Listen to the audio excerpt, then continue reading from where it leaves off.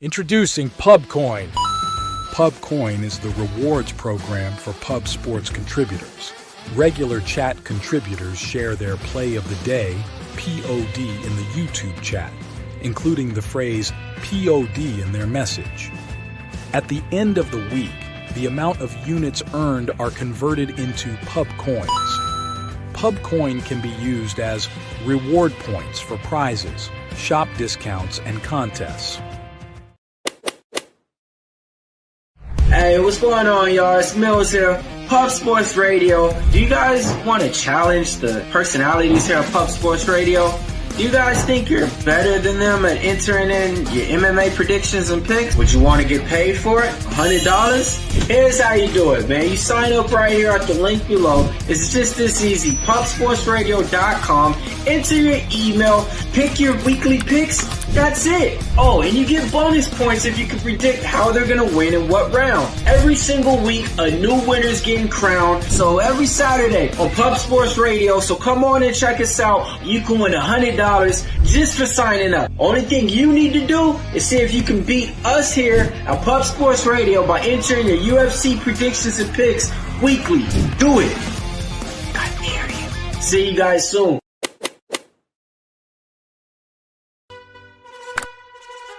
Your membership to Gold, you will be automatically entered in every horse race, every Wednesday and Friday. It is time to race horses.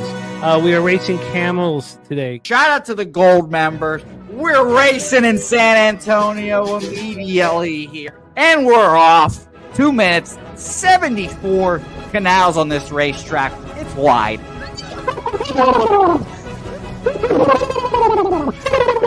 We're racing in San Antonio. Matt Wally moving forwardly. Jeff Slaughter in the mix as well. And as is Randall Sheffield, who's put that beautiful nose out front. But it's actually real grass here, Jimmy. Maybe Kentucky bluegrass. Oldie, no! There he goes. Oldie in the lead now. K. Wolf falls back. The horses love it. Sometimes they stop and eat it on the way to the finish line. That's why your horses start so far in the back. Here. Oh, look at Nussflush Allen bursting out here. J-Dub in the mix. Rude Boy up here as well. Jimmy, take it away. There's Oldie. Oldie is moving to the front. We are past the halfway mark in our 2 mile. And there's Ricky Levy. Oh my goodness, he's in the mix here. Jimmy, take it home. This is our first dog race ever. 19 seconds left in the horse race here. It's Fernando Mendoza trying to find the wire. 14 seconds left. Can Fernando Mendoza take this home? Here comes Kenny Can. Kenny Can wants a piece of the pie. Put his schnoz up front. Ricky Bobby, 9 seconds left. Can Donut Silks make a run? Can Res Mall make a run to be $50? You son of a bitch! Here comes Tori Coker. Kenny Can Smoke and Mirrors. Director 97 home. That is the way. Here comes Jason Meyer, the Eldorado custodian. Billy Friedrich. Jones one all coming down the advantage. Coin!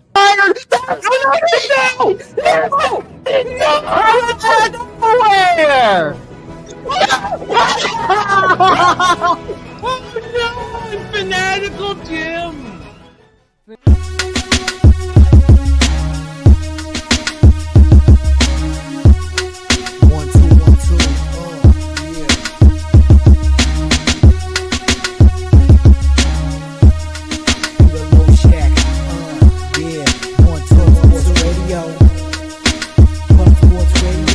From the Corker Peter Low Shack, legendary sports handicapper, more dapper than a Dom.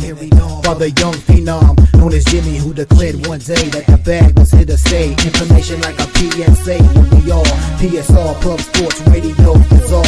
Is a man named Slaughter and he flipped the script. No competition in this they quit the trip. But we say we be pubbing, betting with the bag and you love it. We want a top 10, we above it. Leche.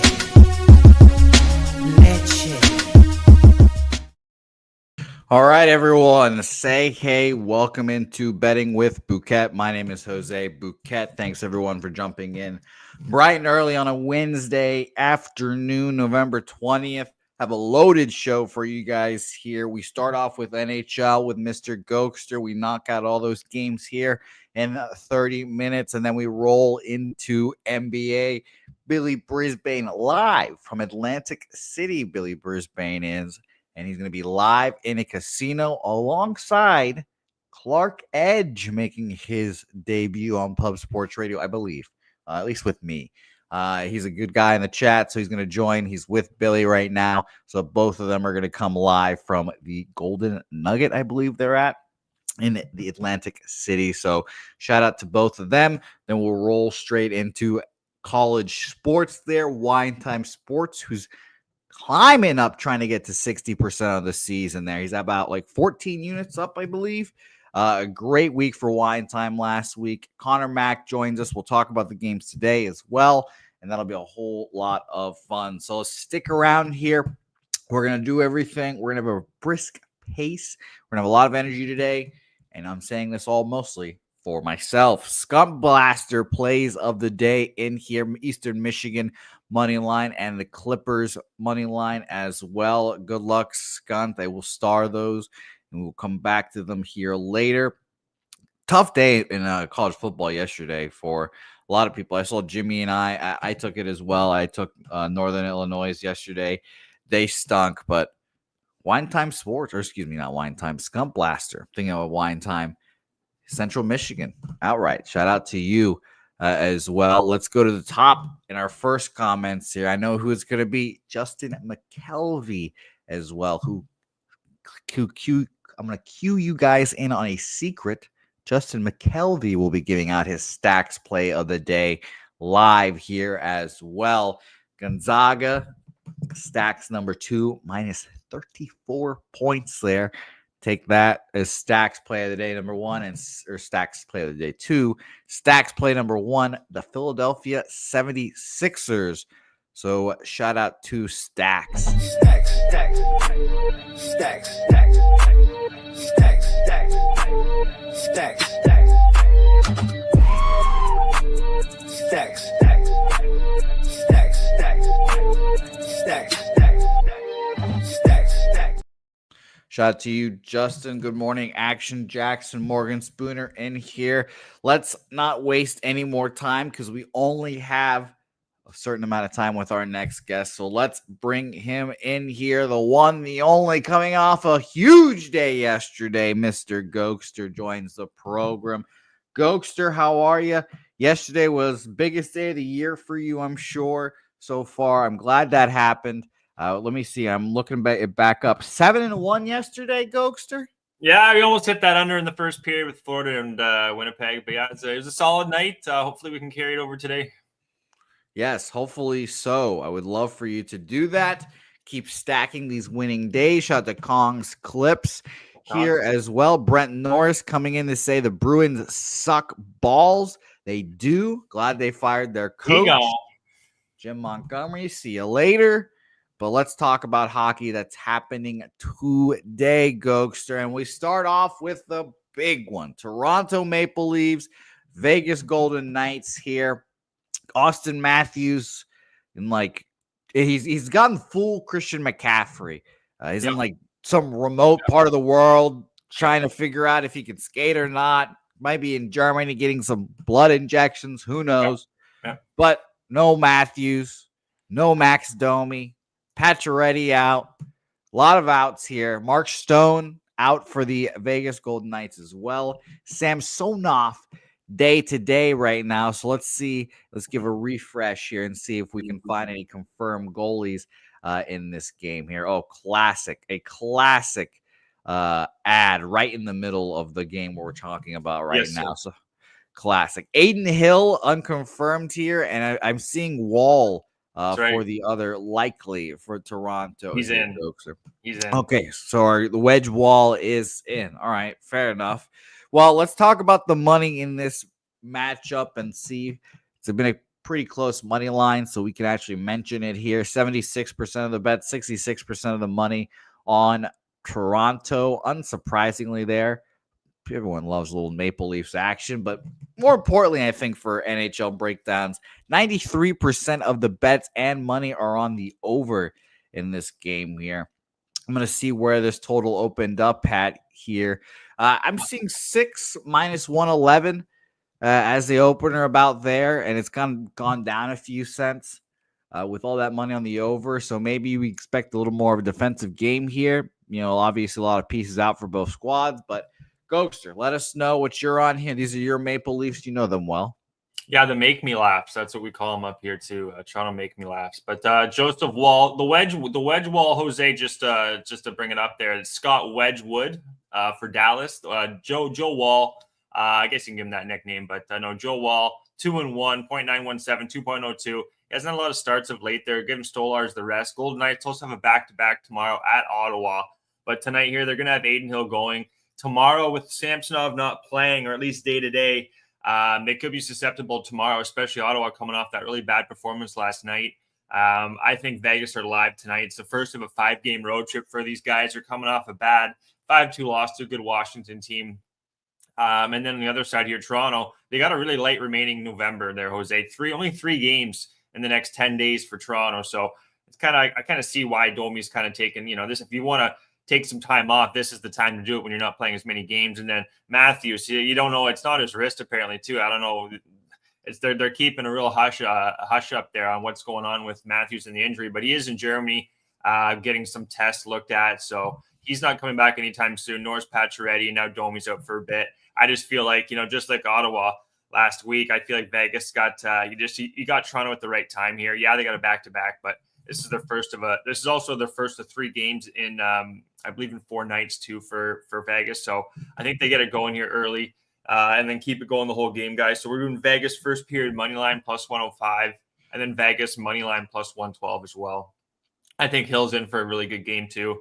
Canadian goalie. We don't have many Canadian goalies left, but he's one of the better ones. So I think he's gonna have a good start here at Toronto, and I like Vegas to roll here. Yeah. Well, here's my random question before we continue. Why aren't there many Canadian goalies anymore? Ooh, that's a question for another day, Jose. It used to be in Quebec. The pipeline used to be out of Quebec. You had Marty, you had Brodeur, you had Patrick Waugh. What happened up there? The Jesus. list goes on. I work at the old hockey stick, man. I can tell you, we're shipping a lot of sticks to the States that are goalie sticks. So a lot of American goalies, like you got Ottinger, you got Hellebuck. Those are 2 top goalies. On the other side, the Russian goalies are taking over too. So Canadian goaltending, we got Binnington, we got Hill. Yikes. We got Skinner. Yikes. Yeah, exactly. We're hurting when it comes to goaltending. But Aiden Hill, I expect to have a good start here tonight against the Leafs team that's playing more defensively, and they don't have a lot of their top centermen in. So give me Vegas tonight. All right, Vegas for Gogster. Let's roll on to game 2 here. Philadelphia Flyers, Carolina Hurricanes. Hurricanes, big favorite. But if you've been listening to Jimmy recently, you've heard him talk about these Russian goalies the Russian goalie for the Flyers, Ivan Fedotov, confirmed in. We're getting Kochekov unconfirmed right now. So we'll see if that changes here. But Fedotov back in for the Flyers. Jimmy's a fan, and he thinks he's an NHL goalie. So I lean towards a big underdog typically, but it's kind of hard to bet underdogs in big underdogs, I should say, in hockey for me, Goke. So I don't know about you. This is just my observations. It doesn't feel like these big dogs ever really come through here for us. But I would love to hear your thoughts on this game. It's a fascinating game because might have a really good goalie in that for the Flyers. Well, yeah. Are you talking Alexei Kolosov? Maybe. I don't know. I mean, I know he likes fucking Russian goalies over there. Okay, I don't think it's Kolosov. He's from Belarus. But on the other side here, Kochekov, he's straight Russian. Same birthday as me, actually. Shout out to Kochekov. But he's when's your birthday? June 25th.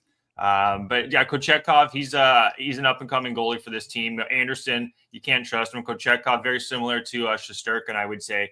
Not as good as Shesterkin. Doesn't have as much experience in those big games, but 90% penalty kill this team has, 23% power play. But looking at the Flyers quickly here, they're playing well. They're scoring goals of late here too. They're coming off a 3-2 loss against Colorado, which they were right there, could have won that game. And then the other side, Kochekov, actually, what I'm seeing, guys, he's not going to start tonight. They got a back-to-back tomorrow at New Jersey. Kochekov's going to start that game. It's going to be Spencer Martin. On the season, he's 1-1, only had 2 starts, allowed 4 goals in the one game. Then I think he shut out Toronto in the next game. But he's going to be on the road where I think he's susceptible. And then the Flyers, they are scoring. But Kolosov here. He's 0-3 with an 880 save percentage, and he got lit up for, I believe it was 5 or 6 goals last time these guys played. So this feels like an over game here. I'm doing the old. Are you getting Kolosov? Yeah, I'm getting Ivan Fedotov officially confirmed for the Flyers.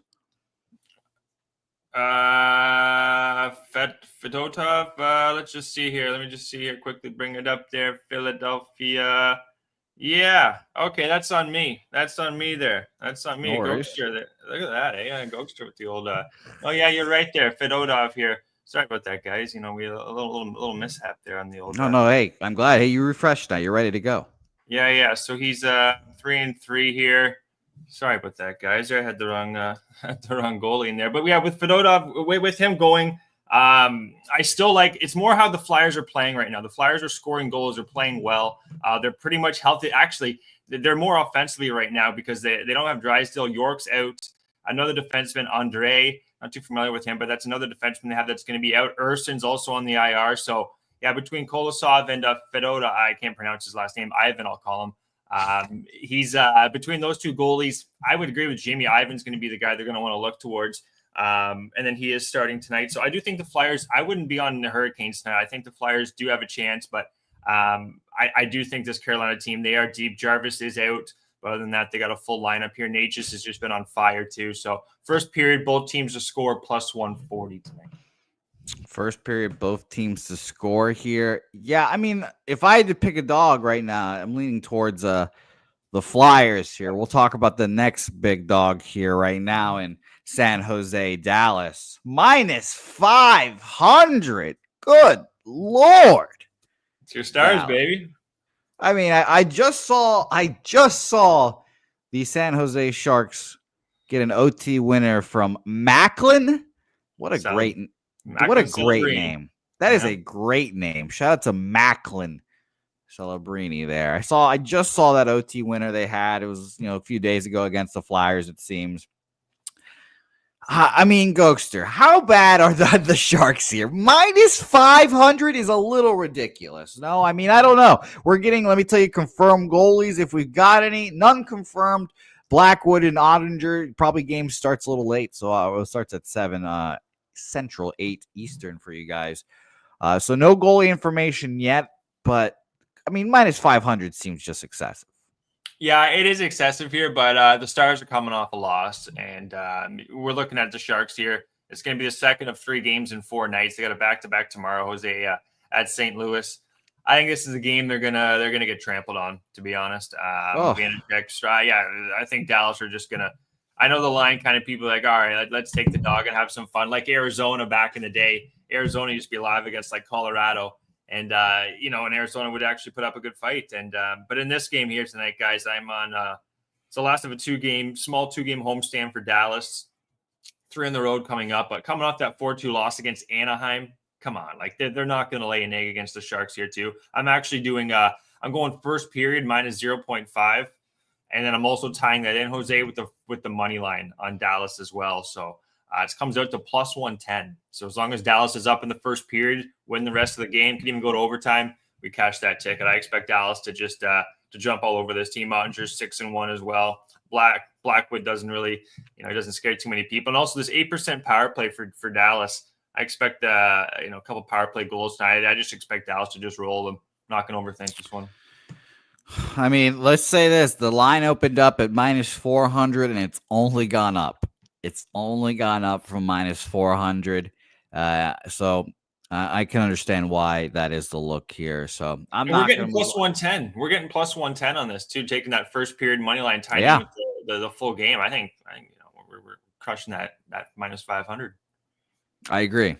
Plus 110 for if minus 500 just to win the first period and then the game is good money there. So good luck. Hope you guys are tailing in the chat here.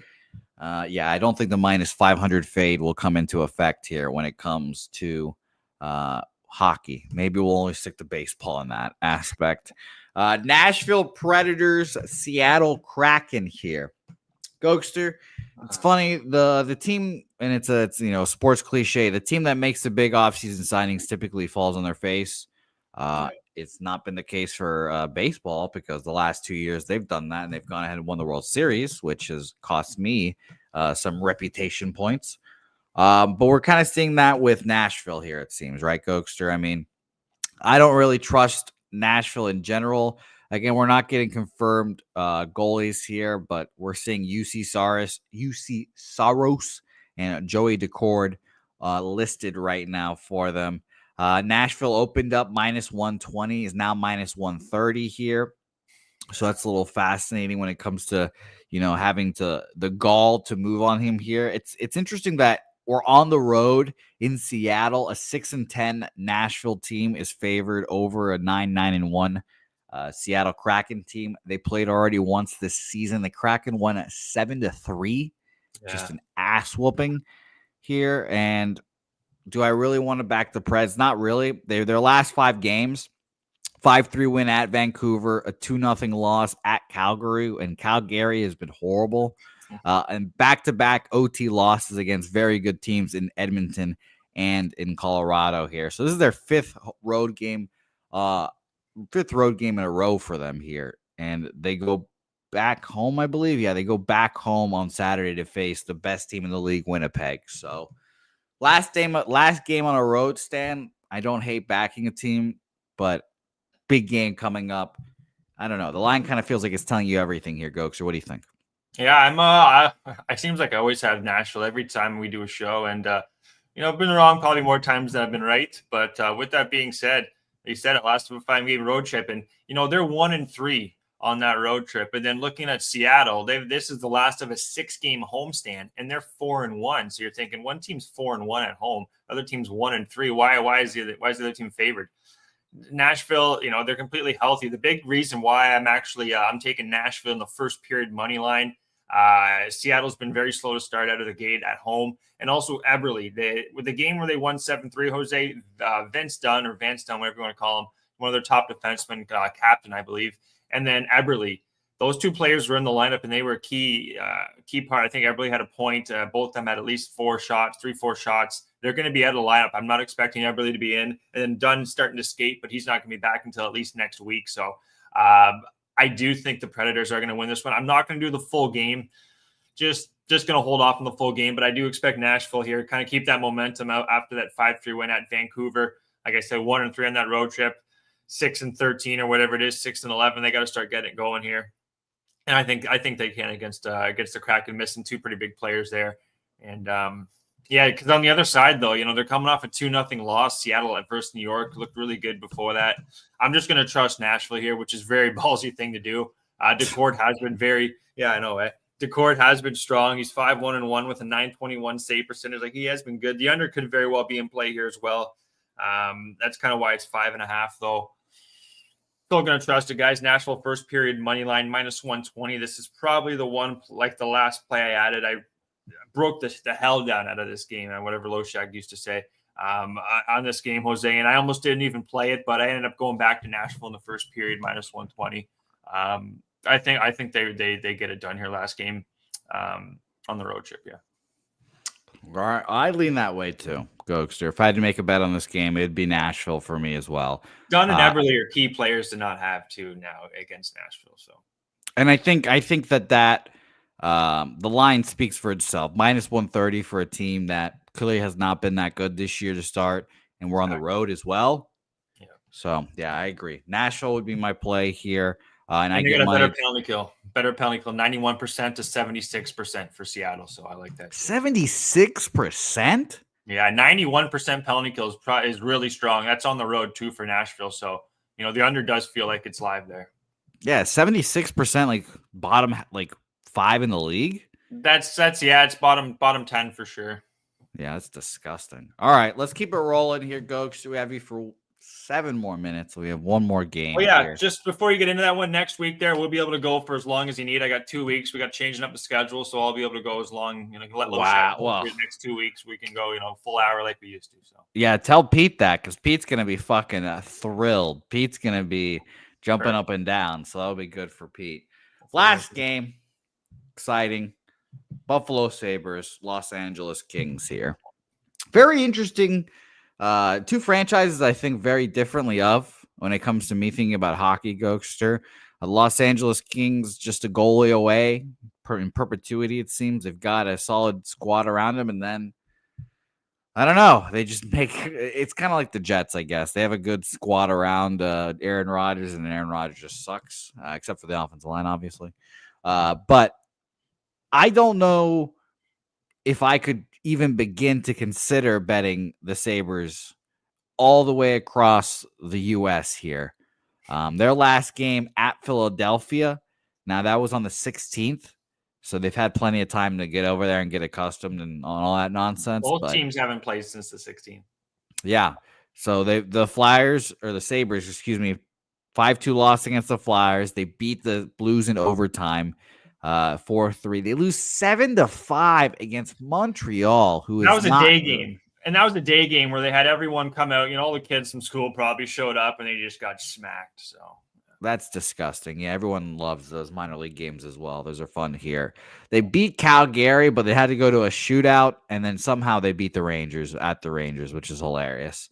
The Kings, on the other side, like you said, they haven't played since the 16th as well. It was at home against Detroit, so they've had like mini vacay here, it seems like. They lost at Colorado and lost again at Calgary, 3-1. Just two teams that I go back and forth on trusting. Again, no starting or no confirmed goalies, I should say, but we have Ukko-Pekka Luokkanen. I'm really good at these pronunciations, Gogster. Sabres have him unconfirmed right now, and David Riddick, a.k.a. Red Leg Riddick, as we all know him and love him as. Do I want to bet this game? Not really.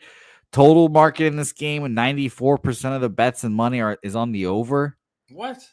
I don't love bet. Yeah. 94% of the bets and money on the over. Only 2,000 tickets in so far, so still early. But a lot of over love to start this game out. And we've gone from a 6, and some books are showing 5.5 now as well. So it definitely feels like this could be only an under look here. And that 6 to a 5.5, we start off at 6 minus 107, and it trickles down. About, let's say, an hour ago is 6 minus 120, and then a few minutes later it gets to 5.5. Plus money for the under 5.5, but still 5.5 nonetheless here. Gogster, what do you think about this game? Is this an under? Yeah, that is. When you said the over money, I was like, no way here. Riddick at home, he's 3-0 with a .929, 1.67. Ukko-Pekka Luukkonen, 2-1-1, 915. They're coming off that rest, man. Coming off 3 days. Yeah, you could say they've had a chance to practice, blah blah blah blah blah. But looking at what they're doing on the power play here, 10% for Buffalo, 22% for the Kings. But injury reports the big thing for the Sabres. Thompson and Tuck have been practicing, and they played on the 16th at Philly, went back to Buffalo, practiced a bit, and I believe they are on this road trip in California. So there's a big question mark if they're going to play, and that line dropped a lot. So that tells me too. It looks like Tuck and Thompson, those are two top players for this team. Kind of why they haven't been really getting anything going. Looks like they're still going to not play tonight. They could be playing their next game. I forget who they're playing, but looks like they're going to be out here, coming off a lot of rest. First of a small 2-game homestand for the Kings. It's the second game of, like I said, 4-game road trip off a 5-2 loss. Both teams do not score a lot. We got pretty good goaltending, in my opinion. I'm taking the no goal in the first 9 minutes, 30 seconds, plus 115 here. I think it makes sense. You're coming off all that rest, 2 goalies that should be fine. And then there's question marks too with Buffalo. And even if they do go, it's just been so much time off. I think that's going to be seeing some slow legs early in this game. And also another stat for you guys, LA Kings, they've allowed only, I think, 3 goals at home in the first period. So they're a really good first period team and not allowing teams to score. You may want to take Buffalo not to score in the first. That could even be a look. But yeah, no goal in the first 9 minutes, 30 seconds, plus 115 to close out the card. All right, beautiful. Billy Friedrich's on the full game over, so you guys can both cash here. How about that? Go, Billy. You guys, Billy, you can take second and third period. We'll just take the first period unders here, and we'll roll together here. So it'll be fun. Gogster, I'm going to move on this first period under. I don't know what my hockey markets are going to look like, but I will let you know about it, and I'm going to be on it with you here, Gogster. Beautiful breakdowns as always, Gogster. Let's review your actions here. By the way, there's a lot of American goalies coming up, Gogster. Like you said, one of them that got lost in the weeds, unfortunately, was this guy right here. Hockey is an expensive sport. So I could have been a great goalie, but just too expensive. So I just got left through the cracks, Gogster. It's a real shame. It was a tough market, tough market to crack. It is. But go ahead, Gogster. What are your plays officially today? Coming off 7 in one day. Ooh. Yeah, we were on a heater. Let's keep her going. Vegas over my Toronto Make Me Laughs. First period, full game. Vegas plus 105, plus 112. Hurricanes, Flyers. Flyers, I think, are live, but we're going both teams to score in the first period, plus 140. I like this one. Dallas to bounce back against the Sharks in a tough spot here. Dallas first period, minus 0.5. So they got to be leading after the first and then win the game, plus 110. Nashville, going back to old Nashville. Well, been pretty dry, but I think we're going to hit one here. Nashville first period, money line, minus 120. And then the last game, Sabres Kings. No goal in the first 9 minutes, 30 seconds, plus 115. The Make Me Laughs, that plays in the office. I know the boys are like, oh, God, you guys going to the Make Me Laughs today? I can see it. Well, and then the Montreal there, their logo, if you really look at it, it's just a toilet seat. So, keep that in mind. So, yeah. Okay. See that we're getting all of Gogster's office jokes here right now. Beautiful. All right, Gogster, thank you so much for joining me here like you do on Wednesdays, and thank you for joining Peter on Tuesdays. We'll see you back there again. You had a great day yesterday. Let's keep up the fucking grind here because I believe in you. Any final words for the people in the chat? Shout out to you. Shout out to Low Shack, everyone else that's tuning in. Appreciate you guys. We'll do her again next week, and let's keep the winners going. Let's go. Let's keep her moving. Let's keep her moving, as Gogster would say. Shout out to him, and shout out to Cal, Gary, as always, as well. Big show card reveal will be at the end of the show for the real ones. Big show, but you can kind of see them in my background right now, especially. I mean. You guys will see it. The video is coming out here today, hopefully. But come on, Big Show, we're getting in the Caitlin Clark business here. Apparently, we're in 5-year-old Caitlin Clark business here, Big Show. Come on. But let's get into NBA here, and let's talk about the WNBA another day. But we are heavily invested. I am heavily invested in the Caitlin Clark business now, so I will be rooting for her next year. And I'm sure our next guest wishes he was talking WNBA right now, but he will have to settle for the National Basketball Association. It is the one, the only, Billy Brisbane, live from Atlantic City. Can you hear me well? Wi-Fi good? I went to Nugget because that's the strongest one. I hope we're good here. You seem great. I can hear you. I agree. You look great. And by the way, for everyone saying that it is creepy to have this card, I fucking agree with you. It is creepy as fuck to make this card. But again, you can watch the whole video about this card on Pub Sports Radio here very soon because it is weird that they put children on cards. But it doesn't matter, Billy, because we're talking NBA here. And I'm excited to get it down with you. You're live in Atlantic City making the bets. You've got the sheets right in front of you. I'm jealous. I cannot wait to talk, and let's get into these games here. And by the way, shout out to the Spurs last night. Just open hand slapping the Oklahoma City. That is one of my biggest regrets from yesterday. Was I was on stream talking to Low Shack. I want to bet the Spurs, but I'm such a pussy. I'm going to bet Zach Collins and miss by the hook. Yesterday was like pull up to Atlantic City after the UFC podcast and just miss shit by the hook. I think we went 1-on-1 on plays. I gave out the Hornets and Zach Collins PRA. Hopefully we have some more picks on this stream today. Have some good games.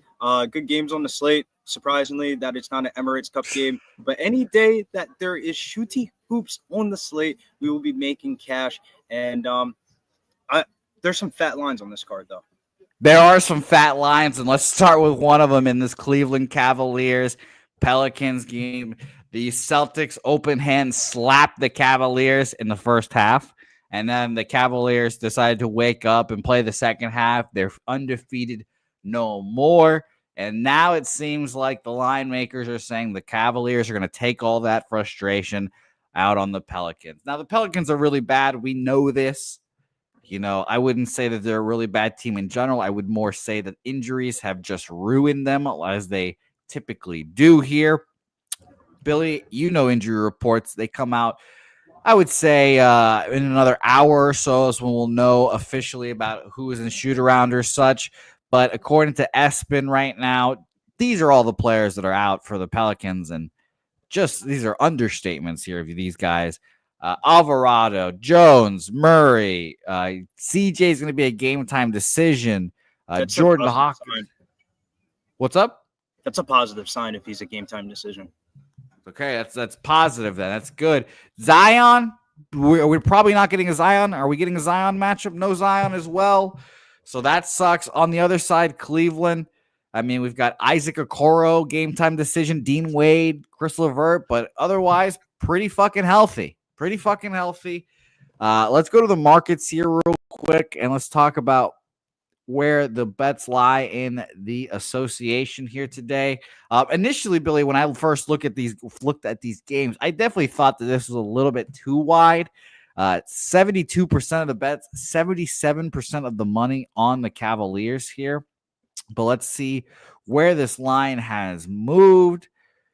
We're up to a 14 now. Up to a 14. It's actually, I should say, it opened at 14 at some places, and other books are showing 13s now as well. Our friends at BetMGM, let me refresh real quick so I can make sure we're looking at an accurate line here. Wow, our friends at BetMGM don't even have this game up right now for whatever reason. So that's very fascinating. But, Billy, what do you think about this game? I thought Cleveland was just a little bit too many points here, but Pelicans are bad. Yeah, this seems like the prototypical letdown spot after Cleveland had their emotional loss last night in Boston. It feels like we're getting an inflated line due to the Cavs coming off the first loss last night. But with the second night of a back-to-back, I think it might be a little bit more problematic for the New Orleans Pelicans as well, because they've kind of looked like a corpse of themselves with so many injuries and getting blown out last night. But usually when teams are on back-to-backs, it's the over with tired legs. But I actually lean towards the under here, as I don't think the pace of play is going to be a center of focus for the Cavs. I feel like they're going to want to try to get back defensively because they let up too many points last night. My lean on this game would be the under 220.5. It's going up to 222 since I wrote this up. So, I mean, that's why it's a lean and not a bet. And if I had to bet a spread on this one, if you give me a free bet on this one, I would take the Pelicans in the points here. There's too many points. Cleveland, it's not like we're breaking down the Emirates Cup games and they have to win by a certain amount of margin. Cleveland can win this game by 6 points. Everybody's happy at home. Yeah, I kind of agree with you there. And it's very fascinating what the NBA Cup is doing to those gambling lines, all the blowouts and stuff that you need, et cetera, et cetera. Shout out to Dalton Connect as well last night, helping out some Lakers love as well. Let's go on to our next game, Chicago Bulls, Milwaukee Bucks. Once upon a time, this matchup used to be a little more sexier than it is now, but not appealing for me gambling-wise to start this off here. By the way, tickets as low as $11 to go watch you some Milwaukee Bucks basketball here. Giannis game time decision here. Chris Middleton still out. Allegedly going to come back around the 22nd, so it's getting closer. We'll see about that. Same thing with Patrick Williams on the Bulls. Lonzo out. Excuse me? I was going to say Patrick Williams literally just got ruled out on my way to Golden Nugget. There you go. Patrick Williams out, yes. These teams have faced each other once already. Shockingly enough, Bulls win that matchup 133-122, but that is probably an early season matchup where the Bucks were horrid to start this season. I think they started 2-8. Now they're 5-9. They're starting to figure their shit out a little bit here. Last 5 games for the Bucks, they beat a tough Houston Rockets team at home, 101-100. They lose to the Hornets, which is classic Bucks right there, 115-104. They beat the Pistons. They beat the Raptors. They're kicking ass, but they're beating bad teams.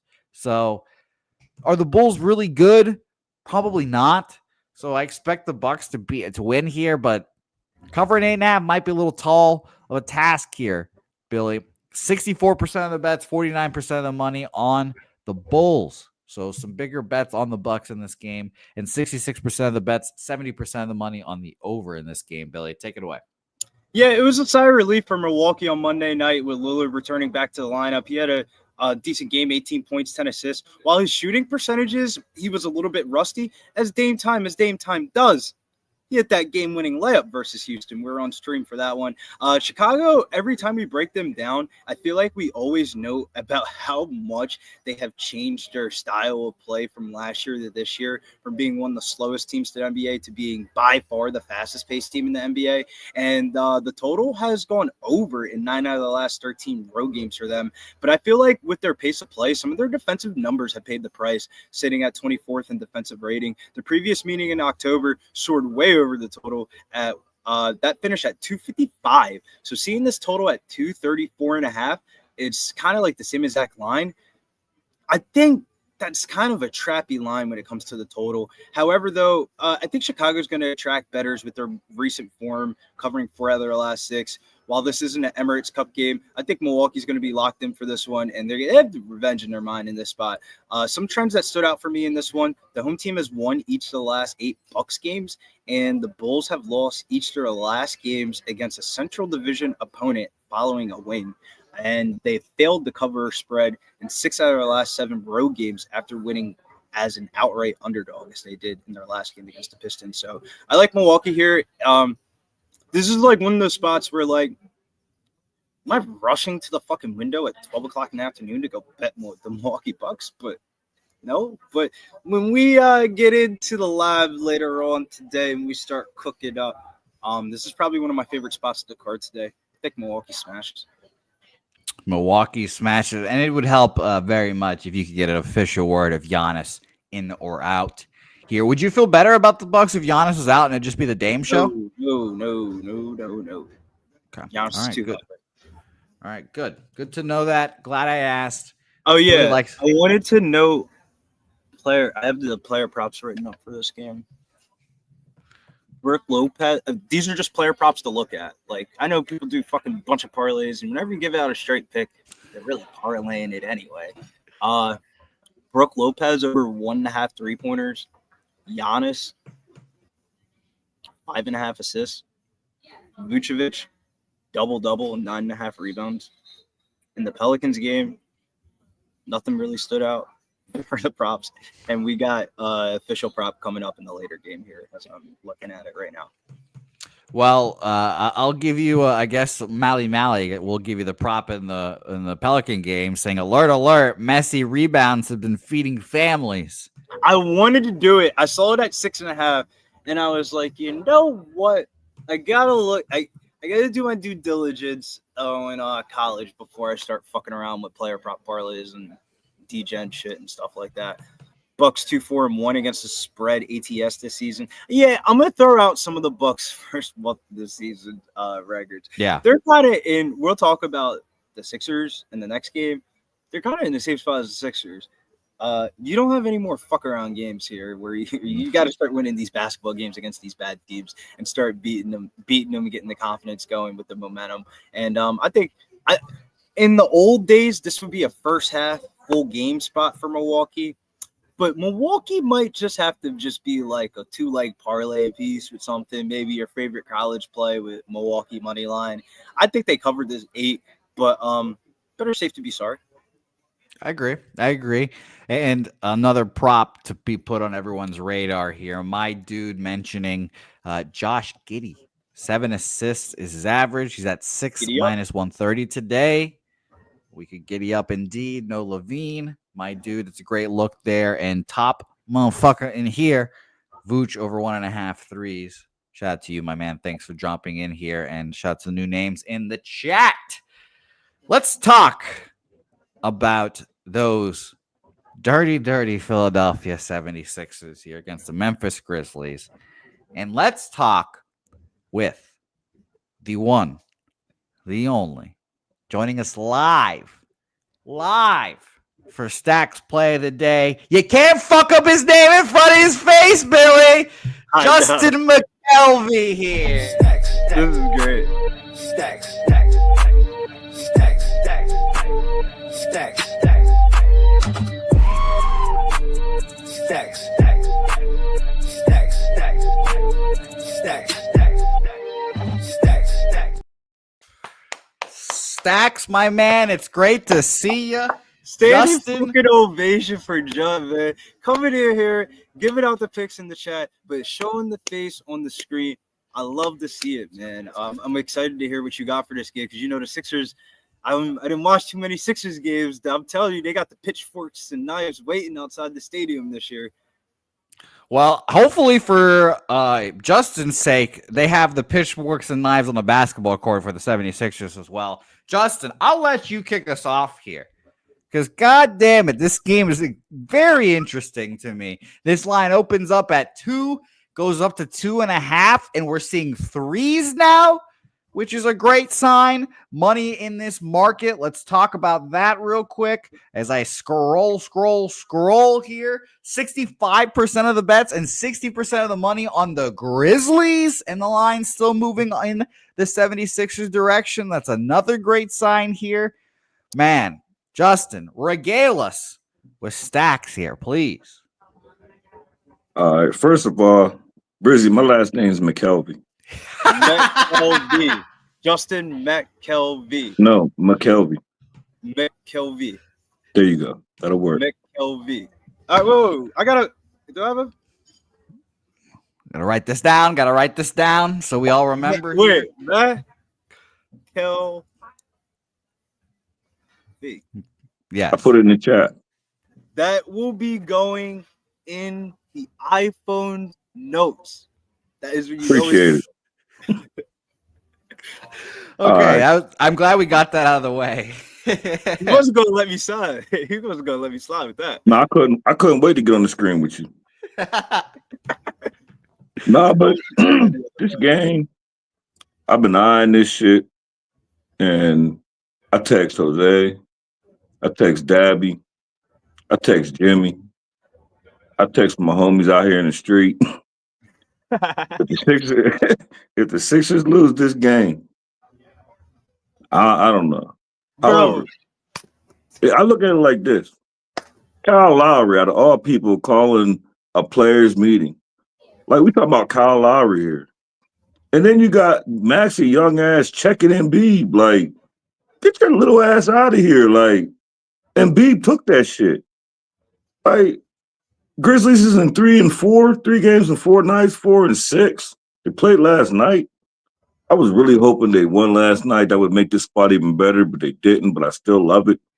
I didn't know Maxey might come back. I'm hoping he don't mess up the chemistry. He practiced yesterday. It could probably help. Maybe Embiid or one of them two gonna go crazy. But I love this spot. I got it at -2. I put it in the chat at 1:44 in the morning. When I seen it this morning, it disappeared out the chat. But I text Jose my line. I text Jimmy my line at like 1:30, 1:40 in the morning. I love the spot. I told them about this 11 o'clock yesterday morning. I text Jose, Dabby, and Jimmy about this spot. Yeah, this is how much I'm sure of it. I'll never text people that. Not my pick. But I love this spot. There's no Edie. Williams might not play. Like no Marcus Smart's out as well. See, I had him as doubtful, so that's good. But I'm 0-3 betting the Sixers, though. I want y'all to know that. I'm 0-3 this year betting the Sixers. You and everybody else in the world. Sixers only won 2 games, right? It's now or never. I don't even do the fallen knife or the do. It's the whole spot of the players' meeting. Like, you have a players' meeting called by Kyle Lowry. You got Maxey checking Embiid. Like, it's either turn up or watch the season. Yeah. Like, they're making jokes. I got it at the city, McAlvey about we're tanking for fucking. You still saying my name wrong. Matt Kelvey. My bad. We're gonna try it. We're gonna try it. It's a trial and error episode. So I'm gonna come up with a name for you. I definitely owe you a blunt, a steak when we meet up at Palooza for all Yes. the times Yeah. I fucked up. Long as I there's no can't- tragedy. I had a little tragedy last year. Long as there's no tragedy, I'll be there this year. Well, Well, I can't wait. next I year. can't wait for that, Justin, and I can't wait for this game tonight. I officially bet the 76ers as well. I got them -2 with you, and I have them in a money line parlay that I'll talk about at the end of the NBA. I do too. Here as well. So, yeah, I'm invested in the 76ers with you. It's going to be a fun game. Billy, what are your official thoughts on this game? First things first, I'll say, before we get into it, I'm in the car, but I got to put the seatbelt in. The seatbelt got to go up for this one. Absolutely. The expiration date is coming for the Sixers season, and it could be expiring soon if they don't get this together here. They lost 4 And make games sure you straight. got an airbag. Yeah, the You gonna need airbag it. all the time. You gonna need it. The worst record in the Eastern Conference right now at 2-11. Maxey went through shoot around yesterday. I mean, he went through full practice yesterday, not past shoot around. He went through full practice yesterday. I think he's gonna be able to make his return tonight. I like the way the rookie McCain's been playing. He's the leading odds rookie of the year candidate right now. He's gonna be coming off the bench as a 6-man role. That's gonna be perfect for him. Maxey and Embiid having a little bit of drama. I think the media is kind of flabbergasting it a little bit. Embiid had some mental health issues with the face injury, with the Knicks shit, and that led into this year. And it felt like to me, you know, like when one of your homies is like they've been homies for a minute, and then you basically said to him like, "Hey man, stop being a bitch. We got to start getting some W's." You take it the wrong way, you take it the right way. I mean, Joel Embiid can't be swinging on freaking people in the fucking media and stuff like that. So I think we're locked in. It's gonna go off. Thing about this is Embiid is a hoe. Like this goes back to Toronto when Nicki. Remember when Nicki Minaj made a diss track about him when he was crying? Like, how you end up in a diss track? Like now you got Nicki Maxey Minaj's checking diss you? track. Yeah, now you got Maxey checking you. Like, come on, bro. Like, do better. But if he not checking him, then who is? But I'm saying though, like Maxey ain't been there that long. But he got the respect of like going in there day in, day out, playing the games that he ain't trying to play, But taking on he the was bigger right. workload. So They said Embiid was late. My bad. They said Embiid was late for a shoot around. Yeah, like come on, man. You can't show up to practice on time. Yeah, like he's weird, man. Yo, I want to bet his props just because Maxey checked him, but I'm just riding with the Sixers, man. I don't fuck with Embiid. All I right, ain't well, gonna be beautiful. cute if the Sixers lose. Kind of feel like Sambino. So. Shout out to Sabino and Guano. I wanted to ask you, did you like anything in that Chicago and Milwaukee game? That's one that is the second highest total of the board. A lot of points To be scored. be honest with you, I was leaning towards the over, and then Butcher, I seen that his prime cut, I think it's called, he liked it the over, and I cashed his surf and turf with the Cleveland over and the Jazz over last night, so I'm playing the over. I like it. Surf and turf. He's got the stats. He's got the information. The data is in. Yeah, Let him get the data. That's how you get the Butcher's prime cut of Chicago and Milwaukee over 238 and a half. why I be having this right here. I be writing notes down, and I track people. That's beautiful. See, that is why this chat is here. And shout out to the prime cut. Justin, any other plays that you wanted to give out here while you're here? On the NBA? Yeah, or anything, whatever you want to give out here, Justin. No, I like Gonzaga too. I love Gonzaga tonight. They got some. I don't have my notes here with me. I don't think. Hold up. Yeah, I saw that you put them in the chat as stacked -34. Absolutely. Don't quote me on this, but there's some type of coach on coach drama here going on between one of the coaches and the organization. Heard it twice from two different reliable sources. I just don't know however it is, but I've been on Gonzaga. I was on Gonzaga against Baylor, and everybody laughed at me. I ride Gonzaga. Pause. Gonzaga with San Diego. I like Gonzaga. So, all right. Well, like Zags, right? Yeah, they play Long Beach. Oh yeah, they're gonna smoke them boys. Yeah. All right, well, beautiful. Justin, I appreciate you joining me here, and I appreciate you as always jumping in the chat bright and early, dropping us stacks Absolutely. here. I would say, is there anything you want to plug? But you have no Twitter, and this is the only place we find you at. So we'll see you in Pub the chat, Sports, I that's guess, it. huh? That's where I'm at, Pub Sports. Beautiful. Justin, we'll see you in the chat. Thank you so much for joining us here. And I love the last thing I wanted to say is make sure you circle Wontine's gonna love this. Make sure you circle those Scottie Pippen props. Shop around the odds, because when I was at the book this morning and I was doing the games and stuff like that, and I was just reading the lines, I'm telling you, there's a disparity between like 17.5 points, rebounds, and assists, and as high as 21.5 points, rebounds, and assists on Scottie Pippen Jr.'s PRA. So you got to definitely odd shop. You get that around like 19.5. I wouldn't mind taking it here. All right, beautiful. Shout out to Scottie Pippen. I can't believe, by the way, he's actually becoming like a good NBA, like serviceable NBA player. Like I didn't think it was going to happen with all that shit with his mom. But look at the backcourt situation. No Morant, no Williams, no Smart. Mm-hmm. God damn, somebody's got to dribble the basketball past that court. Like somebody's got to take those shots. Agreed. 76ers, a lot of love for him here. Little Scottie Pippen Jr. to play this when he left. But again, God bless Stacks. Stacks, stacks, stacks, stacks, stacks, stacks, stacks, stacks, stacks, stacks, stacks, stacks, stacks, stacks. My dude mentioning no Brandon Ingram for the Pellies as well. So yes, you said that line is going up here as well. Good notes for my guy Morgan and Christopher Commentini as well here, saying Munson Long Beach's old coach is good friends with Mark Few, and they did disrespect him when they fired him mid-season and took his benefits.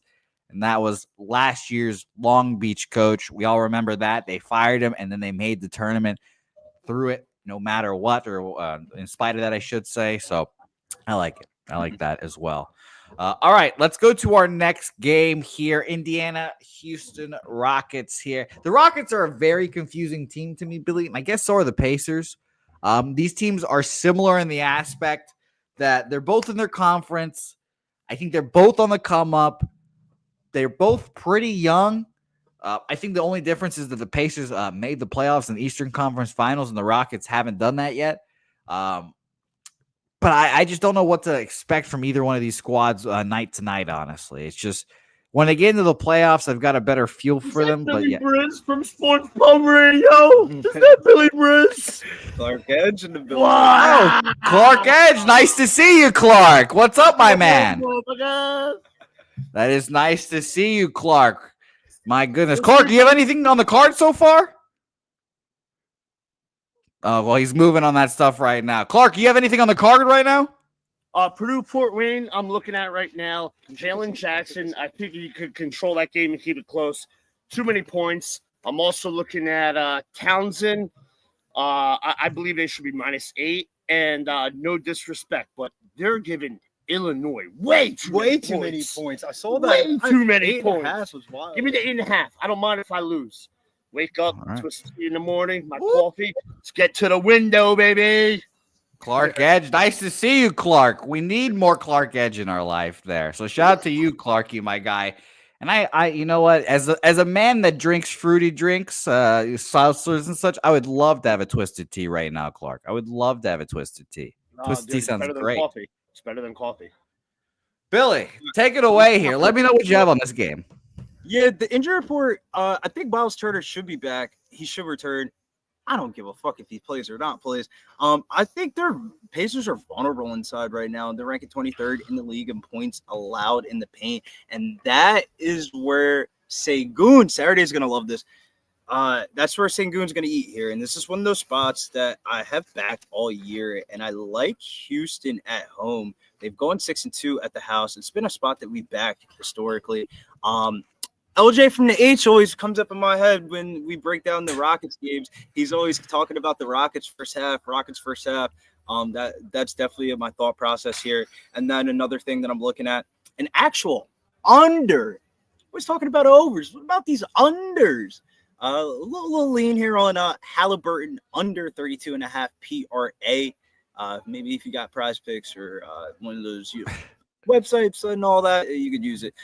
This opening number kind of doesn't account for the matchups, as the Rockets rank third in defensive efficiency, allowing the fewest assists per game, allowing the third fewest points per game, and tied for the third fewest three-pointers allowed.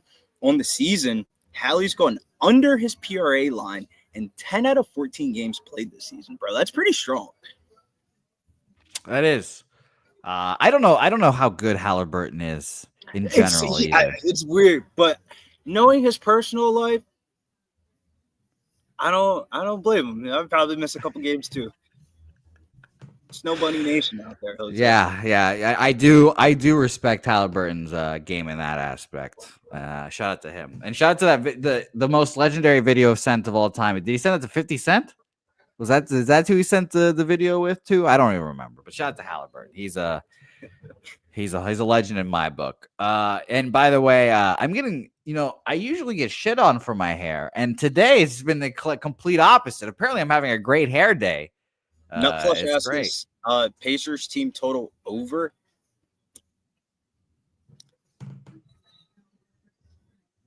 I can't do it, man. I just don't like betting against the Rockets at the crib, man. They're a really good home team. I don't know why, but they're a really good home team the last 2 years. Hallie's had 8 assists in the first quarter 2 games ago, and then nothing for the rest of the game. Yeah, bro, I like his PRA under. Thank you, Nasty Nate. 9-1 the last 10 versus Houston. Yeah. It's the voice of God back there, Clark. It just scared me. Different Houston Rockets team. Doing work from the window. Fuck, that scared me. All right, let's keep it rolling here. I've got no official action here. Billy, anything official or anything you're looking at on this one? Besides, I guess, Hallie. If anything, I would say Hallie PRA under and Houston Rockets. Man, I see Saturday's comment in the chat. That 6.5, this might be like one of those like D-Gem parlay type of legs or something like that. Because, man, 6.5 is pretty fat. Like, if I had to give like a color confidence scale rating, I have this in the yellow. So red's like, you're just getting like this is what you pay for. You know what I'm saying? Yellow's like might be leaning on this a little bit more than what I thought. And then green is like, this will be going to the window. And I only have 2 picks in green. Okay. All right. Well, that's good. I wanted those 2 picks in green. We will be getting here shortly. Portland, Oklahoma City. They lost last night to a 12-point favorite. Are they going to do it again? I don't think so. It was a fascinating game to watch. And by the way, like I said, Billy, Spurs might be getting out of that group. I know, right? Yo, did you see? Shouts to Sandro. Pulled up to the Alamo card show, and then they started to bowl the next game. Oh, man. I hope you guys had fun at the Alamo card show. I heard everyone was getting some good cards. It was a great vibe. It was a great turnout. Shouts to Jeff, man. That's just something he's always wanted to do for a very long time. Yeah, it was a great time. Like I said, me, Victor, and T were very heavily invested in the Caitlin Clark business. You guys will be watching our videos. We're posting videos. Paige Becker's business. Well, yeah, Dallas Wings. Come on. But yes, so the video is going to be out today. You guys will see me, T, and Victor. We all split a box that we bought, and it happened to be a Caitlin Clark box, and it was very funny to see how it unfolds here. But Oklahoma City Thunder, 12.5-point favorites. Let's go to the market, see where they're leaning here. 56% of the bet, 69% of the money on the Portland Trailblazers here. We've gone from 13.5 to 12 now, even 11.5s being shown. Wow. It's got to maybe some injury news here. Someone's sitting out for the old for all the Thunder, I should say. Right now, Espen, Isaiah Joe, game time decision. Chet's still out. Jalen Williams still out. Hartenstein's obviously out. Interesting. Are we saying that this Trailblazers team is hot right now, Billy? Is that what we're going to do? They've got three big body centers that could really punish the Thunder in this game. They've beaten their last 3 opponents, Atlanta and a back-to-back against Minnesota, which is pretty impressive in my book. You beat Minnesota once. You kept them slipping. You beat them a second time. That's impressive. And they're in this is their 5th game in a homestand here, so that might be dangerous here. What do you think, Billy? I feel like a lot of these teams on this card are in a second night of a back-to-back. This year was one of those days, man, one of those frustrating days. I felt like I just left money on the table. I was talking to you about how I was leaning to the Spurs, and then I ended up getting burnt by that Zach Collins PRA by the hook. That was kind of like the theme of my day yesterday. This is one of the hardest caps of the card, as I think the Thunder should win. It's just them being one of the biggest favorites on the card. It's just really hard to get behind because losing to Wembley Spurs, this is a red flag here. The Portland Trailblazers have been trending in good form, 5-3 and 1 ATS in their last 9 games as a double-digit underdog. Both teams have struggled with shooting consistency here. OKC 18th in three-point shooting, and Portland is 26th. Actually, I haven't gone to the window with this yet, but it's an 8 o'clock game. In the NBA, I do need to see this Oklahoma City Thunder injury news report, but more than likely, I'm going to be moving on the Oklahoma City Thunder money line and an alt total of 228.5 same game parlay. And it's or not even same game parlay. If you go on FanDuel and you scroll all the way to the right on the game, it has match total. It's like a slash. And you scroll down and it would be like probably the 3rd or 4th one down. I like the Thunder money line and under on the total. It's actually a straight bet, but in reality, it's the same game parlay because you're going to need 2 things to hit. I think that's the way I'm going to go with this one, as I think the Thunder could score, and that kind of scares me a little bit about the total. But this is the second night of a back-to-back. Nice little win last night. They got smacked up last night, so do the Thunder want to just go in here and just beat the dog crap out of the Blazers? I feel like if I'm trying to think of what's the coach's name? Dagnall, right? Yeah, Dagnall. Yeah, I remember seeing him in person. It was ridiculous. I think that my bad, that distracted me. I think he's got to come in there and say we have to focus on defense. There's no way the Spurs put up that amount of points last night, and they don't say in the meeting, we got to lock up tonight, boys. You know what I'm saying? Yeah. This total is 224. You got a shot market-wise, 223s and a halves. If you're going to pay up for the money line and a same-game parlay, I would take an alt line just in case if a couple weird things happen. Okay. I got a good chuckle out of Sir Mackey Loves Pies comment saying, I wish it would snow. I want 2 big girls. Sir Mackey, I wish you luck, my man, in your endeavors. Good luck. And Nut Flush, our guy, is on a Pacers team total over officially there. So shout out to you, Nut Flush. Good luck, my guy.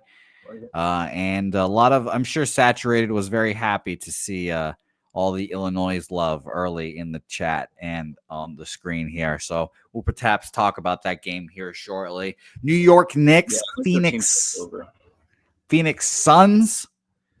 Good game here. I shouldn't say that. We should obviously check the injury report. Basically, the weather report does have many times you got to check it, right? Exactly. I'm checking the fucking NBA injury news report more than I check my text messages, bro. I swear to God. I mean, it's facts. No Beal out. No Durant out. Yusuf Nurkic game time decision. Same kind of thing on the Knicks side. Mitch Robb obviously still out. Precious is out still. Miles McBride out. It's a skeleton crew for the Suns, but you could say that for every Suns year ever, it seems. They've lost 4 straight. Do I want to catch the falling knife? Not really. Their last 4 games, and the opponents were good, but, 109-99 loss to the Magic with no Paolo, that's That is depressing. Lose 120 to 117 against this Minnesota Timberwolves at the Timberwolves. And the last 3 of these losses were all on the road, and they came back home and they lost that game to the Magic. I mean, no Durant, no Beal, probably no me. So I'm not going to bet this. I'm not going to bet the Suns. I'll say that. Knicks last 5 they've rolled. They've maybe started to pick up some momentum, but it helps when you're playing shitty teams as well. Washington, they dominate because Washington gives up points in bunches to everyone, and they beat the Nets in a back-to-back. The Nets have been fine to start the season, better than what we thought, but still not a good squad here. So I lean Knicks, if anything. Market in this game, we go to the market, 62% of the bets, 59% of the money on the Knicks spread here, and this opened up.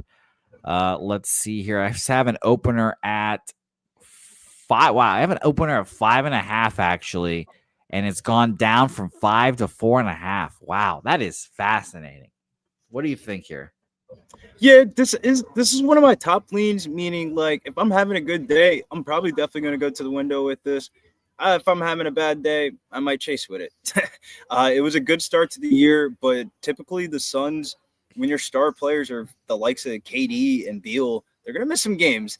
And the fact that Nurkic seems day to day with the ankle injury, they're going to need him to guard Karl Anthony Towns in this matchup. The Suns have been really bad offensively in their last 4 games. They've only averaged 108 points per game in their last 4 games. Their scoring depth is just lacking. They're leaning towards rookies, Ryan Dunn, and I'm so jacking up this name, Iguodala.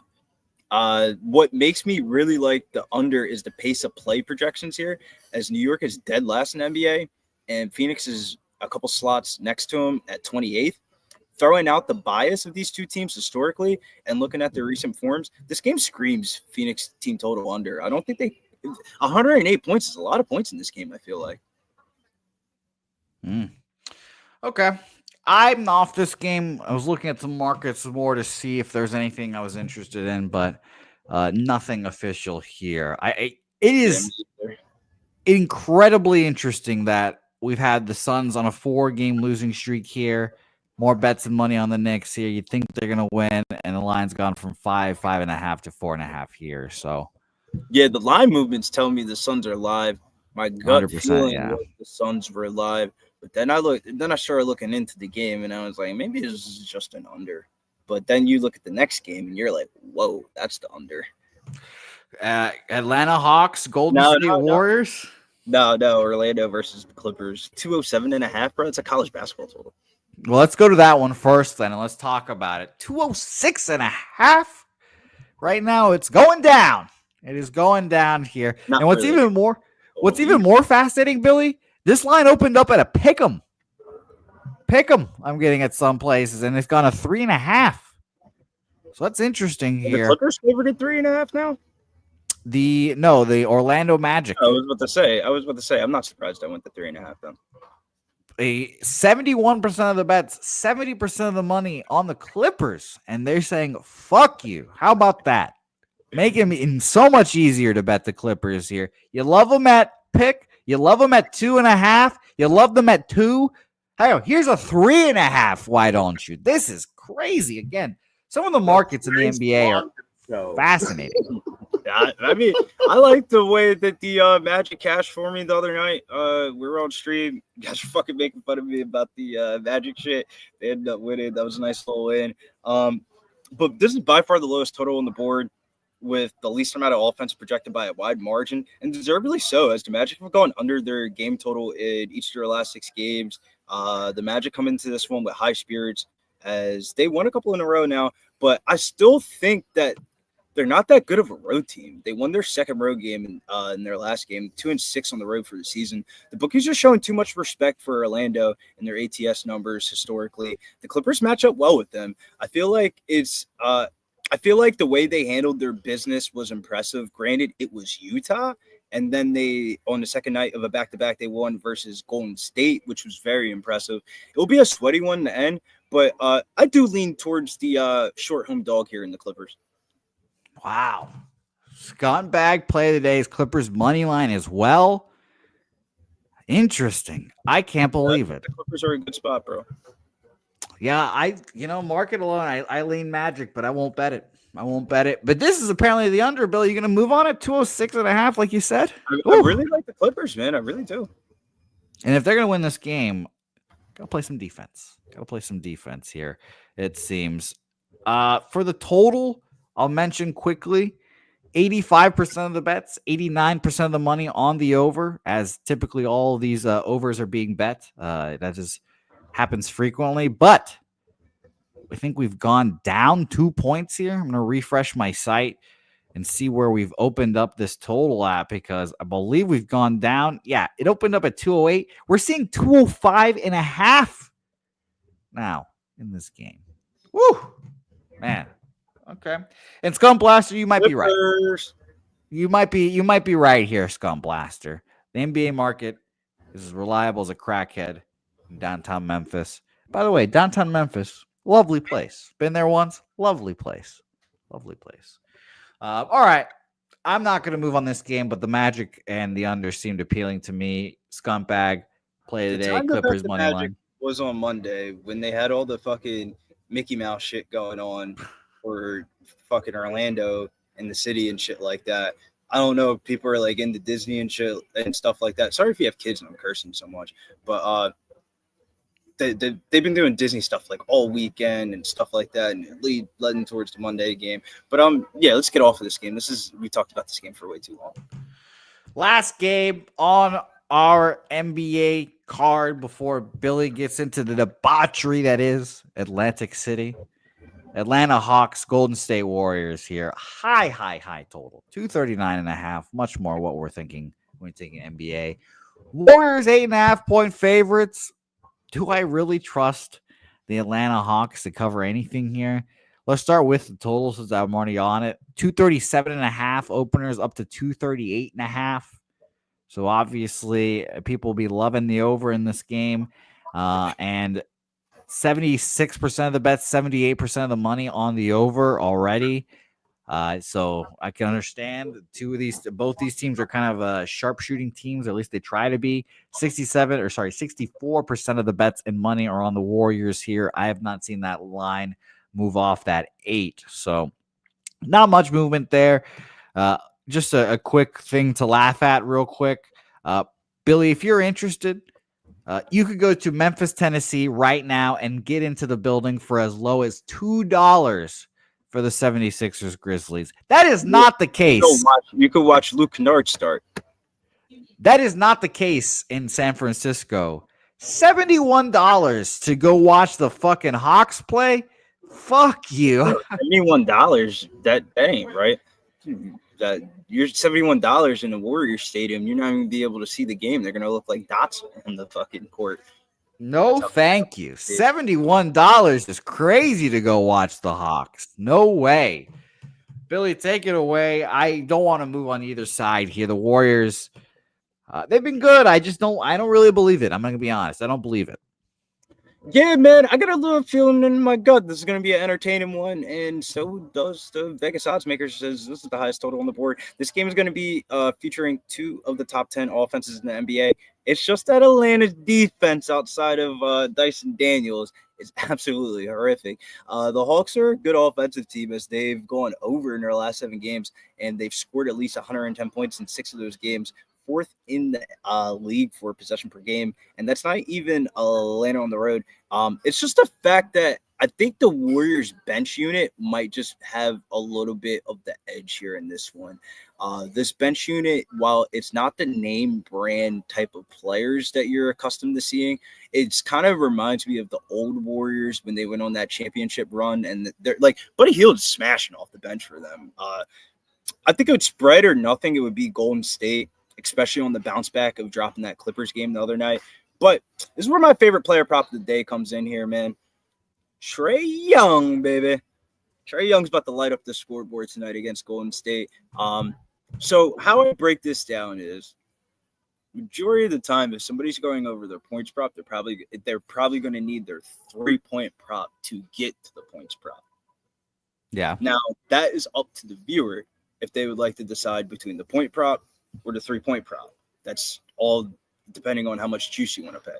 I would imagine the juice would be around minus 114 to minus 120 on the points prop, but you would have to pay minus 145 on the 3-point prop. I mean, 3 threes for Trae Young. I mean, 9 points, 21 points. But I love Trae's track record versus Golden State.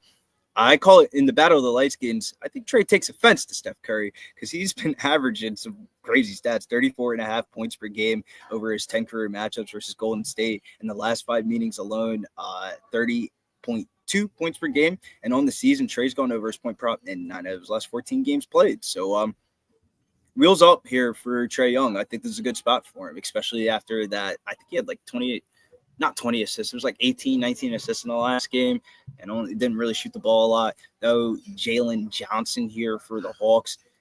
Trae ain't going to be having to pass. He's not going to pass the ball tonight. He's going to have to score. Like, Trae's going to have to put the ball in the back of the basket if they're going to be competitive in this one.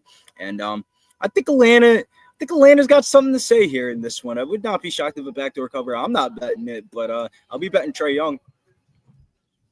Trae Young. Props for Billy. I mean, when you're going up against the guy that you are most compared to, I'm sure that will also light a fire under Trae Young as well. So I think Curry might get locked up, bro. Like, Dyson Daniels might be one of the best defenders in the league, bro. Like, I'm telling you, if you look at his steals, like his game log of just steals on Dyson Daniels, you'd be like, why doesn't everybody else in the NBA play this hard of defense? Would you feel differently about Trae Young props if Jalen Johnson is in? Wouldn't really care, but I wouldn't ladder it, if that makes sense. Fair enough. All right, cool. Just wondering.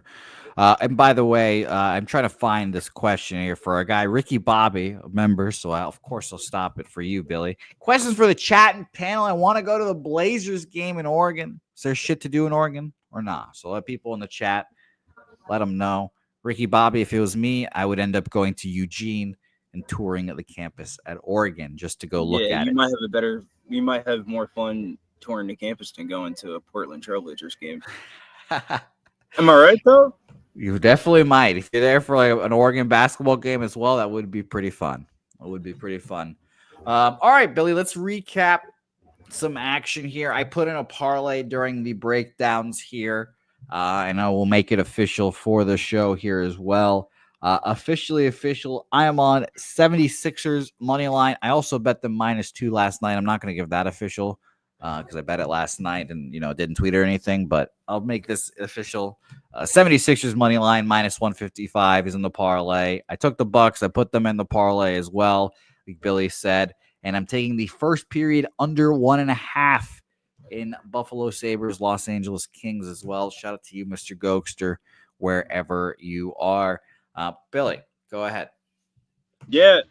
How's Justin McAvee?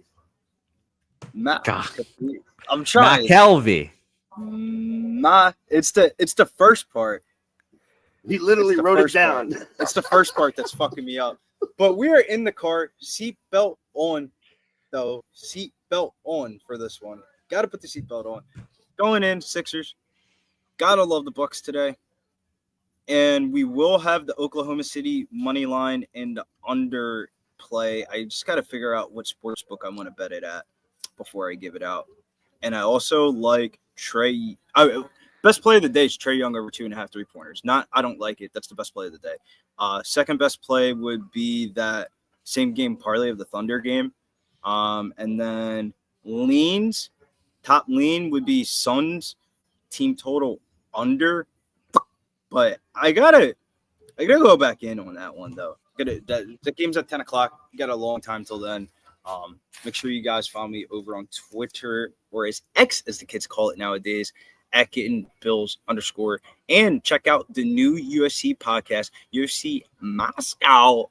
We are going to China over the weekend, 3 a.m. till 9 a.m. here at Pub Sports Radio, the best place to be. Who else is going live at that time? We are, and we're going to get the picks ready, got the tape study ready. If you want to see a little insight, what we got behind the scenes, go check out the podcast that we recorded last night. There's some juicy clips in there. Me and Big Show getting at it. Me and Mills getting at it. It's great bets and banter. Majority of people that do MMA podcasts are all, hey man, buddy. No, we'll go back and forth with each other, and it's pretty entertaining to the third person. I heard that Mills needed a Snickers the other day, apparently. She was so funny. Okay. Well, I'm glad to hear that. Billy, I'm going to say this now. I'm going to commit myself. I will be on air at one point in the morning for that live stream with you guys. I will be awake at like 5 a.m. or whatever, and I will jump on stream for a few fights with you guys. Since you guys are going to grind out from some 3 a.m. to 9 a.m. streams, I will be there with you, goddammit, at least for a few fights. All right. I can dig it. You are smart to miss the UFC fights. Well, hey, if it's 2 a.m., I'll fucking make it work. I'll do the early ones. I don't give a fuck. But Billy, thanks so much. Let me hype up the next guest though, man. Before we going out of here, my man's been getting around the block. I'm telling you, he's been hot. Coming straight in from California, he's been doing his fucking thing, man. Like you have no idea. He's been doing his thing, dog. Really been grinding this year. Just that extra tier of everybody getting to know the face and the name, and it's going such a long way. And the picks have been hitting and corresponding with it. Yes, they have. Billy, God bless you. It's Wine Time Sports joining the program. Wine, hello, how's it going? I'll tell you what, Wine, you look clearer and you look closer. It looks a lot better now. Yes, sir. Got that new fresh laptop over the weekend. Had to get it, man. Had to get my picture quality better. I wasn't liking where I was at. So shout out to that. And shout out to my guy, Billy D, man, breaking down the association, man. It's a blessing to get his blessing in this one, man. We're just going to continue to keep cashing, man. Let's just keep it up, Jose, man. We're looking good so far this season. Had a good weekend, a couple rough patches along the way, but that's going to happen. Hey, you still had a good weekend. You still had and you're having a great season. Those numbies on screen, indeed accurate. 52-36, up 14 units is our guy Wine Time Sports here. Look at 59.1%. You guys in the chat, you guys know if you've been watching Pub Sports Radio, how difficult it is to get to 60%. How difficult it could be to 60% of the season. Only one believe other guy has done it, and that's Debbie Cab. And Wine Time looking to put his name in the mantle. God damn it. So let's get after it, and let's talk about game one, game of the weekend perhaps. IU, Ohio State, Indiana, Ohio State. First of all, the fact that Indiana is number 5 was ridiculous, but the fact they are is just a reflection on them hyping up this game, making it more watchable. We will have a lot of questions answered by Indiana in this game here. This is their first and really only test this season. They have not played anyone really good this season, and Indiana fans that are watching this right now after the fact, I apologize, but these are just the facts. They've got a great coach. The Kurt Sagnetti just re-signed there for 8 more years as well. So I like what Indiana's building, but this is the test. And 13.5-point dogs, you're going to the horseshoe. That's kind of all typical stuff here. But I feel like this is the game. Just keep it close. Just all you have to do is keep it within 7, and you'll probably make the college football playoff. 13.5 is tough. I just, I find it difficult. And Billy, you're right. Indiana can only play who's on their schedule. But that also, we can also say that maybe they're not as good as their rank indicates here when they play a good team here. I still think they should be in the playoff if they lose this game or not. But they have to make it close, I think, to keep away all those SEC lovers. I'll tell you that. Let's go to the market first in this game, and let's see what the public has been betting, because I'm very interested to see who all is being bet here in this game. And a little unsurprising, 74% of the bets, 69% of the money on Indiana. 11,900 bets in already in this game. Still early, but that's a good amount of tickets still. this line we opened it up at, and I think I'm not going to trust our friends at Action when it comes to openers here, but yeah, so I'm seeing 11.5 opener, and now we've gone up to 13.5, 13. Wine. I don't want to do it, man. I want Indiana to hold firm in this game. I want them to be the real deal. I like their quarterback. I hope they play Nathan Rourke's brother. I hope he plays. But I just have a feeling that Ohio State is going to beat the hell out of Indiana here. Just different talent pools. And once it gets ugly, I hope this Indiana team doesn't give up the rope here. So if I had to make a play in this game one time, I'm probably laying the 13.5 here, really. So I find that to be interesting. What do you think here, wine time? Yeah, very interesting, man. When I saw this line originally opened up, even playing, at Ohio State, very hostile environment, especially for this game right here. This is a game Ohio State very much needs to get to the college football playoff, to get to Big Ten title game. They need this win here, honestly. Big time game here playing at home. We know the fans are going to be rocking and rolling for this one. My question for Indiana, what's going to happen when they face adversity? Because they haven't faced adversity yet this season. We see them entering this game at 9-0, man. This team is the real deal. Is it 9-0 or 10-0? 10-0. Apologies. Their over-under wins total this year was 5, guys. 5. Hit that in the first 5 weeks of the season. It's an impressive team. With that being said, they have almost the 100th ranked strength of schedule compared to Ohio State, who has a top 10, I believe. This Indiana team has really beaten no one this year. They're just coming off barely beating a Michigan team that is struggling big time over there. That's not a good team over there in the Big Ten. Michigan isn't who they once were. Give or take, it was a hostile environment there in Indiana for them. Ended up working out well for them. But, man, Ohio State, man, this is a $30 million roster, Jose. This is a roster that has been assembled to win a national championship, or it's a complete bust. They don't want to make just the college football playoff. They want to win it. If they don't win it, I think there's going to be a lot of changes going on over there. Got a really good duo of running backs, man. Henderson and Judkins. We talk about these two guys, 2 NFL-type running backs. I mean, we saw Judkins get off for a 99-yard rushing touchdown last week. The guy can really do it all. Very explosive with the ball in his hands. You talk about Will Howard, a guy kind of more of a game-time manager, but he gets the ball to his playmakers. He's got probably 2 of the best receivers in all of college football over there. One of the best freshmen to ever play, not just the wide receiver position, but in college football at the freshman level right now. This kid is insane right now. And Ohio State, interesting enough, they have beaten this team 29 straight games, dating all the way back to, I believe, 1980, Jesus. 1981, something crazy like that. And guys, don't get me wrong. Shout out to Kurt Zanetti, everything he's doing over there for this program. He went in there. He hit the portal hard. He brought his guys over from James Madison, and he installed a culture that he's all about and that his players are all about when they get there. And we're seeing that this year. They can go into this game and honestly get smoked by 20+, and still probably make the college football playoff, honestly. I'm not going to lie. I mean, I think they should at least if they only have 1 loss. I agree. It would be very disappointing to see that, to say the least, to see maybe a team with 2, maybe even 3 losses enter and not them. And I can't see that happening. With that being said, though, man, Indiana only giving up 2.3 yards per carry. That's second in the nation, Jose. And what does Ohio State like to do? They like to run the shit out of the football. But like I said, if Ohio State wins this coin toss, they're going to ask to receive the ball. They're going to take their time. They're going to go down. They're going to score. They're going to take 5 minutes off the clock. They're going to completely control the time and possession of this game. And they're going to have Indiana go down early, something that they haven't been able, something that hasn't happened all season long. This team hasn't gone down. I think they were maybe trailing in that Michigan game. I'm not even sure on that one, but going into that game, they weren't trailing at all this season. Very interesting enough. I mentioned their strength of schedule doesn't compete to Ohio State. Their athletes aren't Ohio State's level.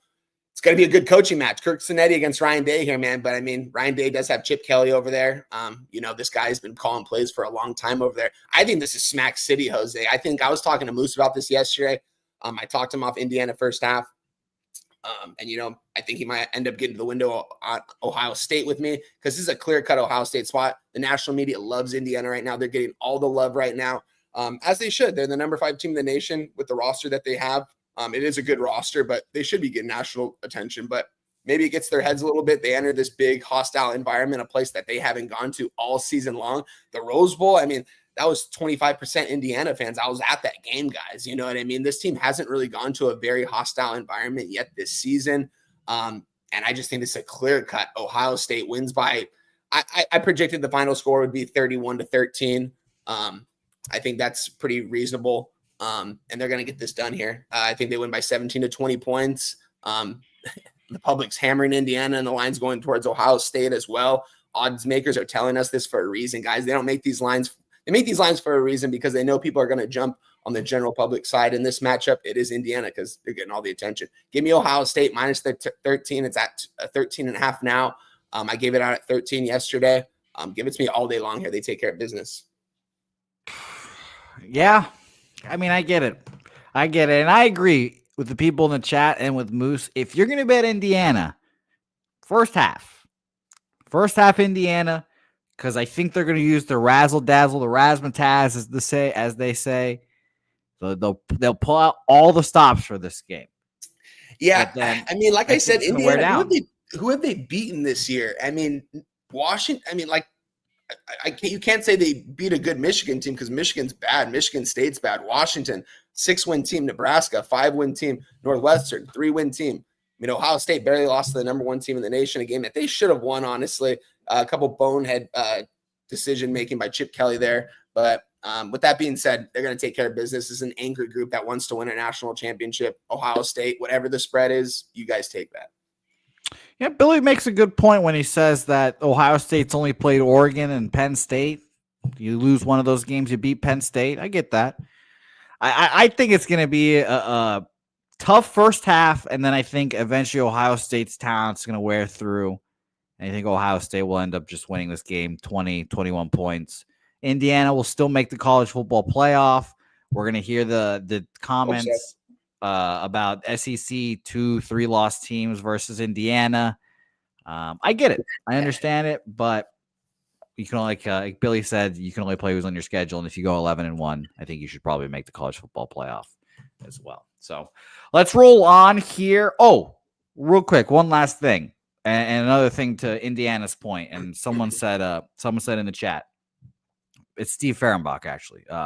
Michigan's next week for Ohio State. So sure, you could say this is a look-ahead spot because that is, as we all know, the biggest game on their schedule. Ryan Day has to win that game, et cetera, et cetera. So you could tell me that's a look-ahead spot, sure. But the fact that Indiana's number 5 now kind of makes me feel like they're won't look ahead as much. One more thing to add here, too, Jose. When was the last time we saw a top 5 matchup being a 13.5-point spread? Doesn't happen often. It doesn't happen. It just doesn't, guys. This is I get it. And I told Moose yesterday, I said all the stats, all the game tape, it all is going to lean towards Indiana. But the odds makers, the market, everything is telling us this for a reason. The motivation here for Ohio State being at home, knowing they have to win this game. I think this is a clear-cut spot, man. And if it doesn't hit, it doesn't hit. But more than likely, this is going to hit at about 56% of the time. Well, I like it with you. I might be on Ohio State myself. Let's roll on to our next game here. BYU versus Arizona State. Our friends at BYU, wine time. Who were we on? I've already forgot who we were. It was Kansas. We were on Kansas last week. I was going to say it was a pretty easy cash here, but it was a stressful game. BYU is a good team. Again, they might be in the more of the Indiana spectrum of a good team than Ohio State spectrum of a good team. And now they face Arizona State with, we all know, a very young coach, very energetic program. And first of all, I was shocked to see them ranked. Second of all, I was surprised to see them favored in this game here. And again, maybe I oversimplify things too much sometimes, but the fact that Arizona State was a 3-point favorite against BYU kind of told me everything I needed to see here. Again, initial look, it's Arizona State or pass for me again. And I don't want to be a BYU hater here. And it's not like I actively despise the program. I actually enjoy saying BYU very much. But it just feels like that 3 is there for a reason. Market in this game, 59% of the bets, 61% of the money on BYU here. This spread opened up at, I've got to scroll and find this here real quick.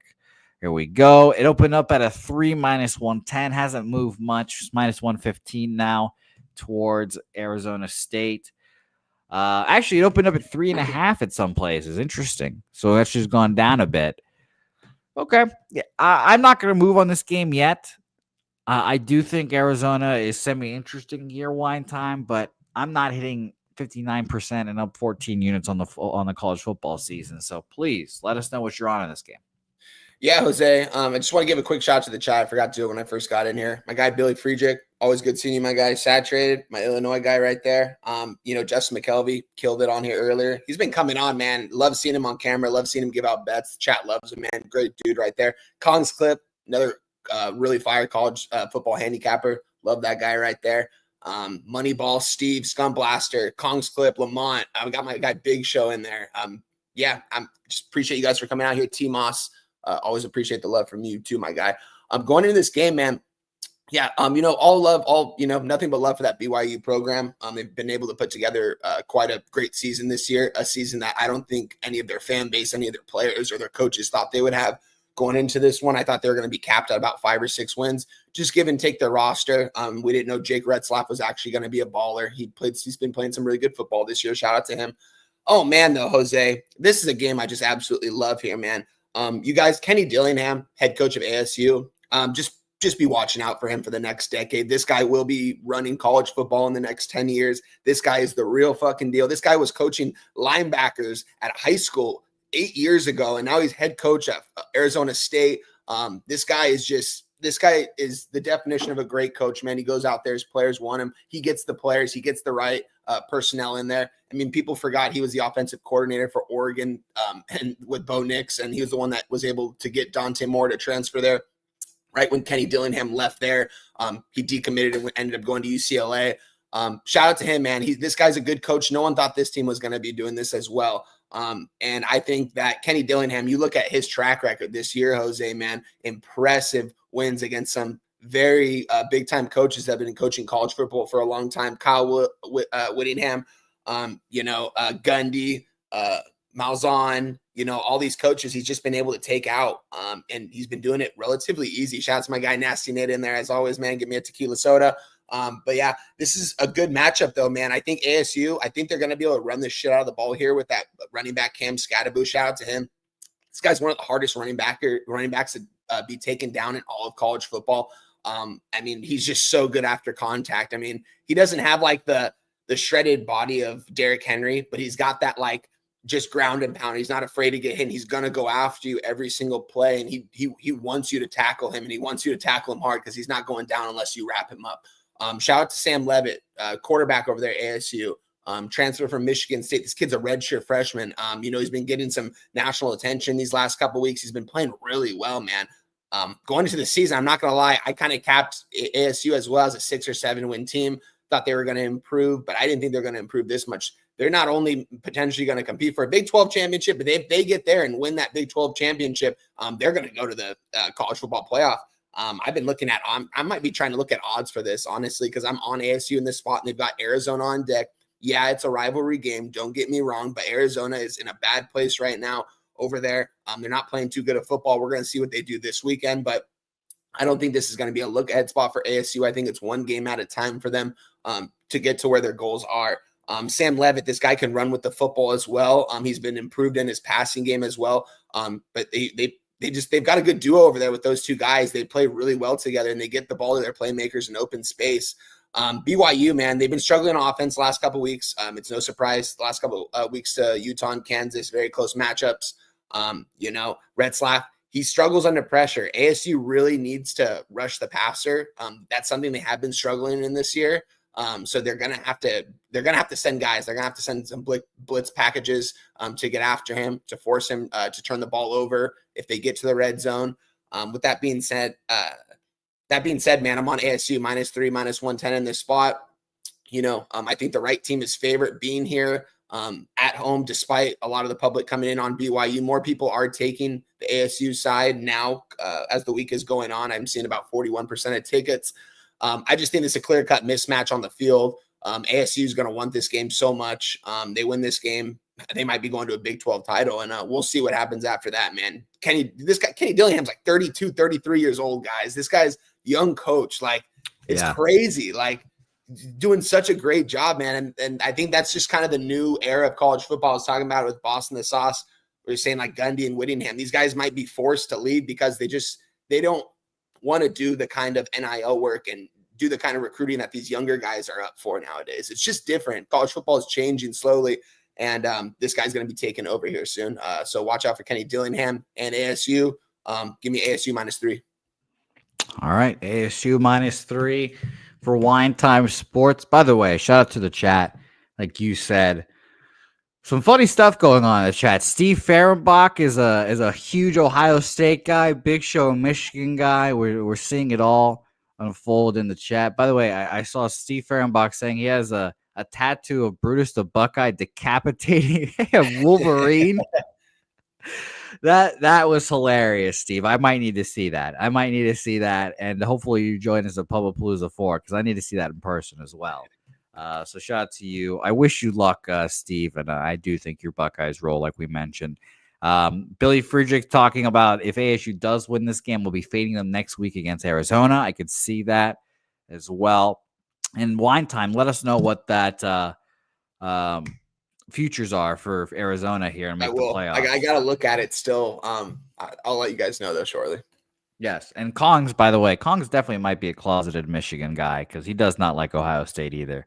As well, he's been making a ton of cash off Indiana this year. Shout out to Kongs, man. I mean, I think he's giving them out almost every single week, and they're cashing every single week. That's the thing. It's tough for Indiana backers not to back this team, given only. I totally get it, guys. If they get it done, shout out to you guys. It just seems too easy in this spot, man. Top 5 matchup.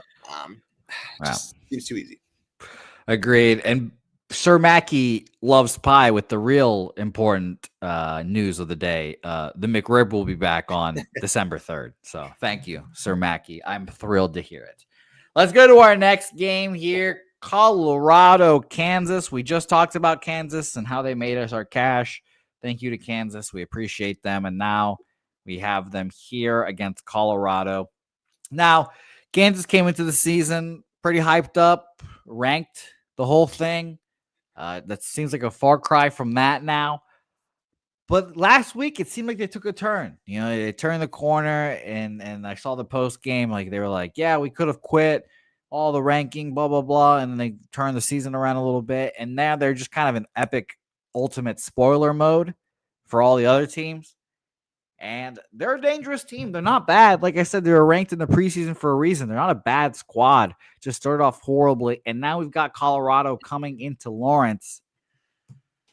Man, this screams trap game. Screams trap game right now. It's going to be a tricky environment, I'm sure. Dion gets everyone riled up. You can see the Heisman leader in Spencer Sanders. Travis Hunter. And potentially the number 1 overall pick next year in Shedeur Sanders all in one field. So they're going to get people to go to that Kansas game. I'll tell you that. So I don't know here, Juan. It definitely feels like Colorado is live to fall in this game.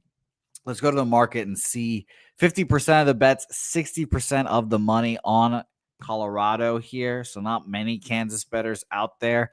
Line opened up at -1.5 and has gone up. So if you're a Colorado bettor, that makes you feel better. Opened up here.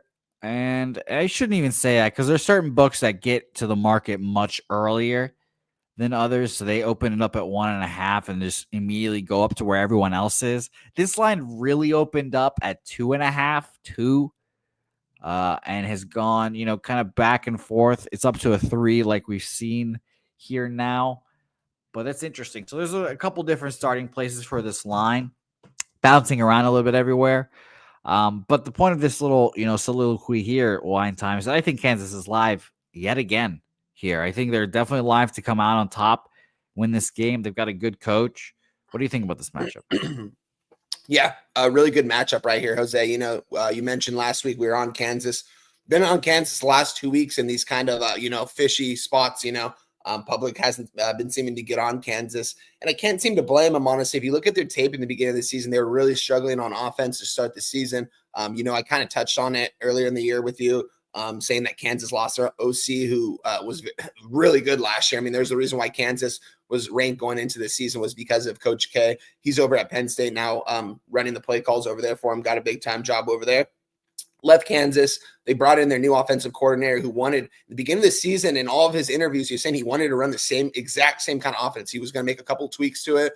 But what did he do? He didn't let Jalen Daniels run with it. And that's kind of what you have to do with him as a quarterback. He's not the best pocket passer. I was just talking to Moose about this as well. He's not like, he can make the deep ball throws, and he can escape the pocket because of his athleticism. But when it comes down to it, man, this guy isn't a sit back and throw out of the pocket kind of quarterback. This guy, if he has run to room, you let him run. You let him slide. Don't take too many hits out there. But this guy is such a good athlete, one of the better athletes at the quarterback position with the football in his hand. I've seen him do some really good things. I've seen him do some good things in the air as well, in the explosive plays. And I think that's what they're going to have to do against Colorado. And I think Colorado is that's what they've been giving up is explosive plays this season. Not too many, but when they do give up explosive plays. And then what does Colorado do? They go right down the field and make an explosive play themselves. I haven't faded this Colorado team since me and Jose were on Baylor earlier in the season, a game that they oh my God, could have and should have won. I still think about that game to this day. One of the most heartbreaking one of the most heartbreaking ATS losses, lost outright. Just crazy how that game ended up. And, I saw those big plays, though, from the Heisman caliber players that they have. The secondary has been better against the run. They're going to need to when Devin Neal's going to be running at them, man. We saw what he did last week. This guy's probably the best running back in the Big 12. Him and Cam Scatterbo and Ollie Gordon. There's just so much talent at the running back position. I say this every week in college football this year, but it's really true. And I think Devin Neal should be able to get off in this game. And Jalen Daniels, he's going to be able to take off and run when he finds that hole. And I think he's going to have a lot of explosive plays doing that. Colorado, man, I think the spread is like this for a reason. I think it is going to be. I don't think Kansas is going to go out here and blow Colorado out, honestly, by any means. I'm taking the plus 3 points because I'm getting 3 points with Kansas at home. Team that's always played well at home. I know this isn't their home stadium is actually being under renovations right now. They're playing at Arrowhead Stadium, I believe, in this one. Their fans. What? Really? Yeah. Yeah. And God, Dion be bringing people out, man. Yeah. So there's definitely going to be some Colorado fans there as well. Don't get me wrong, but Kansas, man, they love their football over there. I mean, we saw what they did when they upset last year. They took the goalpost off and throw it in the pond. That's what they do over there, man. They love their football over there in Kansas. I think this is a clear-cut Kansas spot. If you look at the market, you look at the line when it opened up, it's not really moving right now. Correct me if I'm wrong, Jose. Did this open up at a 2 or 2.5? It depends where you look. I was having that issue myself. I saw a book that has 1.5, and I see others that have 3 openers as well. So it's a little difficult to say, honestly. Yeah. I mean, we're seeing 50% of the bets on or what is this right here? 50% of the bets on Colorado, 61% of the money. That doesn't really make sense. Yeah, it seems like they're just slightly bigger bets on Colorado, Yeah, I mean, for good reason. I mean, look what they're doing, guys. This team is, they're finally getting if they win out and they win the Big 12 championships, they're going to be in the college football playoff conversation. And no one thought, this is the exact opposite from last year. Yeah. Last year, everyone was on them. Now this year, no one was talking about them. They pull games out of their ass, and they're 3 games away from the playoff now. Yeah, 100%. And I love it for them. Shout out to Dion over there, what he's doing for that program and for those kids over there, man. Shout out to him, man. Doing good things for University of Colorado. Good time to be a Colorado fan. I'm not sure how much longer we're going to be able to say that for. With NFL teams barking at Dion. And I know some major schools with a lot more money than Colorado are going to be offering him slowly but surely. But that's going to be a conversation we'll talk about at another time. I just think it's a clear-cut Kansas spot. I'm not going to say Kansas. I'm not taking them on the money line in here. I'm going to take the plus 3 points in my pocket because I think this is going to be a 3-point game any way we look at it. Because if either of these quarterbacks have the ball in their hand and it's a 1-possession game, they can easily go down the field and score in the last couple of minutes. That's how explosive these offenses run. Is interesting. The line's dropping here, Jose. I believe I had an open up at a 60.5 or 61, and it's dropped to a 59.5 with 2 explosive offenses. Here's the thing, though, Jose, what I've been noticing about Kansas, why they've been able to win their games is they've been able to control the time of possession. They've been running the clock down, man, and that's what you have to do to this Colorado team. You have to keep these playmakers off the field. and keep them from allowing to score. I mean, these have been some lower scoring games despite explosive offenses. So Kansas is bringing it on defense right now as well. Give me Kansas plus the 3 minus 110. I love it, man. They made me cash the last couple weeks. I'm going to be on them one more time here. Yeah, this is going to be a fun game. I will be tuned into this one for sure. And wine time, this is, obviously this is friends and family watching this right now. So we're in the trust tree. I'm a little scared that the New York Jets are going to hire Deion Sanders and then sign his kid. I am a little terrified of that happening, and I would not put that's it back. actually a scenario I could see happening. I mean, New York. I mean, I would not enjoy any part of that experience at all. But I just want to tell, this is trust tree. No one leaves the trust tree with this information. But I am a little worried about that happening. So let's move on here. Wine, biggest game of the year for you, I'm sure. Biggest game of the year for you every year. UCLA, USC, huge matchup. Now, Wine, let's start with this. Do you have USC friends? Do you talk shit to your USC buddies? Oh, yeah, I do that all day long. We kind of go back and forth all the time, especially this week. I've got a couple buddies that I'm in a group chat with, and we kind of just talk shit and send highlights. I've been sending the Anthony Barr, Matt Barkley sack, Anthony Barr's junior year, what made Matt Barkley go from a first round to a fourth round pick. I'm just saying. But with that being said, shout out to Matt Barkley. He had a great career in the NFL, made a lot of money playing a lot of years. But yeah, man, first game I ever went to, Jose, for a UCLA game was a UCLA USC game. I forget how old I was, but it was when Rick Neuheisel was the head coach and Kevin Kraft was the starting quarterback for the UCLA Bruins. And I fell in love with it after that, man. Even though UCLA, I believe, got smashed in that game, I just love the environment, that Rose Bowl, man. There's nothing like it, man. This is probably one of the most underrated rivalries in all of sports. I'm going to let you get into this, Jose, and then I'll get into my spiel, but I'll let you start it off. No, you're right. This is an exciting rivalry. This is the rivalry that made Wine Time sports, and it's going to be a good game this year because, respectfully, Wine Time, it feels like USC kicks UCLA's ass more times than not. But now, even playing field, you both aren't good, and UCLA, as you've so showed this second half of the season, has been great. ATS, covering monsters, we've bet a money line, and we've done well with them. So I'm excited to hear your breakdown here. You also talked about, I think last week it was, that Miller Moss we're not going to see anymore. We're getting the backup freshman. Jaden Maeva show. And that is classic. It's going to be classic college football now, guys. If you bring in an old man and he doesn't go well for the first few weeks, you throw that young kid in here so you keep him in there and hopefully don't let him transfer, et cetera, et cetera. So I'm going to be fascinated watching him. This rivalry is a huge game. Let's go to the market here and talk about where people are betting this game, because I'm sure those big money UCLA people are putting in money on UCLA, right, Wine? Wrong. 89% of the bets, 88% of the money on the USC Trojans here. So very interesting. This is the very last game on the board as well, so that's also hilarious. But, Wine, I know why you're talking shit to all your buddies this week. I know why. I see this line opening up at 5, 6 at certain places as well. And it's come down 5.5 to 4.5 now across the board. Again, I'll repeat it. 89% of the bets, 88% of the money on USC. And we've opened up at a 5 or 6, and we've come down to 4.5. So, yeah, I mean, this feels like an easy market UCLA play for me. I will be on the Bruins here, Wine Time. Now, I feel like I know what side you're going to be on, but I'm not going to assume. I'll let you take it away. Mr. 14 units up on the college football season, and UCLA has helped get them there. Take it away. Yeah, as I was mentioning, man, this is not only one of the most underrated rivalries in college football, but in all of sports, man. It's the only rivalry, guys, where it's only 12 miles apart. Houses divided, couples divided, friends divided, siblings divided, man. Like, Carson Schwechender, the guy that's going to be most likely the Buckets Award winner for UCLA. He was a walk-on.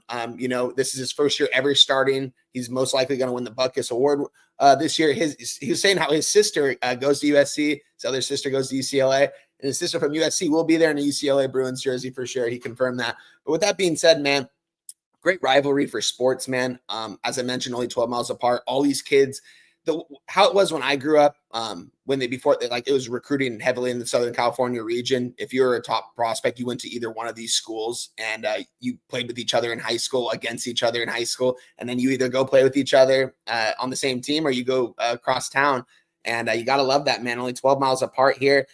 Both fan bases are going to be showed out for this game. I mean, Jose, the cheapest ticket for this one's $160. Are you kidding me? I haven't seen that expensive at a UCLA game in a couple years, man.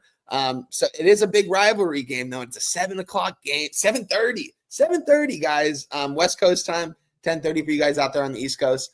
I just want to bring this up, guys. So 2 head coaches here. One head coach went to UCLA. One head coach for UCLA went to UCLA. The head coach for USC didn't go to USC. He came over from Oklahoma, inherited a program after signing $1 billion contract, all access to the private jet. Look what this guy's done. He had a couple of successful seasons, the first couple of years with Caleb Williams. He got him a Heisman, but didn't do too much with them. And this season, man, one of the most disappointing seasons USC fans and a frustrating season that USC fans have had because of the fact that they had so much talent going into this season. They've got the playmakers on offense. They've got Lemon. They've got Zachariah Branch, one of the most explosive football players with the ball in his hand. They're getting him rocking and rolling. Jid Maeva came over from UNLV from Barry Odom last season. Man, this guy was so good last year over there in the Mountain West. Man, he came into this year competing for the starting job with Miller Moss. Miller Moss had a great bowl game, so that kind of won him the job going into this year. With that being said, Miller Moss sat the bench. They had 2 weeks to prepare on a bye week. They gave Jid Maeva the starting job. Looked good in the last game, man. What can he do that Miller Moss can't do? He can run with the football. He's a better athlete. He's 6'5", 230 as well. Big dude, man. Big dude. Very talented as well. It's going to be very interesting when Lincoln Riley announced him as the starting quarterback. 3 hours later, they got the 5-star quarterback to commit to there. Very interesting, but they've got all the resources they need over there at USC to get the talent they need. UCLA, on the other hand, you got a coach that went to school here, played here, assistant coached here, and now the head coach of his alma mater. And to him, this is the dream job. He said it when he got hired. He wants to have this job the rest of his life. He doesn't want another head coach to go through there. This is his team. He wants this to be his team. I've never seen, he's a very passionate coach, man. He doesn't really show it in his interviews and stuff. If you watch him, he's not the best around cameras. It's his first head coaching gig. I think he'll get better at it. I just think this game's going to mean so much to the head coach right here that he's going to be able to outsmart Lincoln Riley here. And not just that. What did USC do in this offseason, Jose? They grabbed UCLA's D coordinator, paid him a bunch of money, bought him a house over there in LA. They said, come call plays for us. What did UCLA do? Moved up their defensive line coach that developed a lot too, the Murphy twins, all this NFL talent they've had over the years. And people were talking shit in the beginning of the season, saying that he couldn't stop nobody. You look at the strength of schedule, though, it was tough. This team's top 15 against the run. USC really good running the football right now with Woody Marks. They don't do it enough, but they're starting to open up the run game with Jid Maeva at the quarterback position. It's better for UCLA because they're going to be able to stop Woody Marks. They stopped Caleb Johnson. They should have no problem being able to stop Woody Marks. Jaden Maeva, we do have one game film on him now. That's something that Nebraska didn't have last week on him. I mean, USC didn't even look that impressive last week, if we're being completely honest. I know Maeva had a good game statistically wise, but that was a game that they needed to win. If they lose that game, man, that's bad. UCLA, on the other hand, Ethan Garbers, he started in this game last year in the post-game conference. He said it was the best day of his life when he beat USC last year. Interesting enough, the last 6 matchups have been won by the road team. USC is the road team in this matchup, so that's going to be interesting to see. I'm on UCLA plus 4.5 in this one. I'm not going to give them out in the money line in this one, guys. Just simply the fact that the road team usually wins in these matchups, and I still just can't get over the fact that UCLA is a 4.5. To me, it's a little bit weird, and I know a lot of people aren't betting them. It's still weird to me because I think this should have been a plus 3, and it opened up. I'm seeing at plus 5.5, plus 6. Maybe it's the disrespect for UCLA and the more respect from USC from the national public and the national media. Maybe that's it. I'm not going to get too ahead of myself here. I'm going to take UCLA plus 4.5 minus 110 in this spot. when it comes Saturday, I might end up posting UCLA money line. We'll see. I'll let Jose know about that. With that being said, we're on UCLA plus 4.5 here. They're going to get it done. Well, that was beautiful breakdown wine time. I caught all of those little brother jabs as well at USC as an Oklahoma State guy. I understand all of these feelings and then some. I hope you do come out on top. I will be on UCLA plus 4.5 here as well. I will also quietly sprinkle the money line, but I will be on UCLA here as well with you. Let's go to your last game on the board, and we've talked about this game yesterday. Debbie Cab talked about this game yesterday, so if you missed that, go watch his breakdown on that. But we need to hear what our guy Wine Time has to say about this one. A&M Auburn. Dabby Cab, we'll talk about it. He's a little bit of an A&M guy. We know that, but this is a huge, huge game for A&M. You win this, you set up winner take all SEC championship qualifier against Texas, and the first time the rivalry has been played in a long time. So that is a massive, massive carrot in front of them. I am a little worried about a look ahead. I am a little worried about that. The 2.5 line here is a little worrisome as well. Let's go to the market and see where we've opened up and where the money is now. 2.5 minus 110 each way was the opener. 2.5 minus 111 now is what you're getting. A plus 2.5, minus 111 there. So maybe you'll see this line move down to a 2, maybe. Let's see where the market is on this game. Where are you? There you are. Wow, man. Cabby, I feel bad for you, buddy. Ugh. 83% of the bets, 82% of the money on Texas A&M here. The line, the juice trickling towards Auburn. God. I want, for my buddy Cab, I want Texas A&M to win this game. But I cannot put my money on them with all that money on them. Line's kind of trickling towards Auburn. Has not moved officially, a half point, but juice moving their direction. Like I said, it's just a massive game that A&M has to win here to set up that big rivalry game. But this, and we talked about Ohio State earlier and how Michigan could be a look-ahead spot.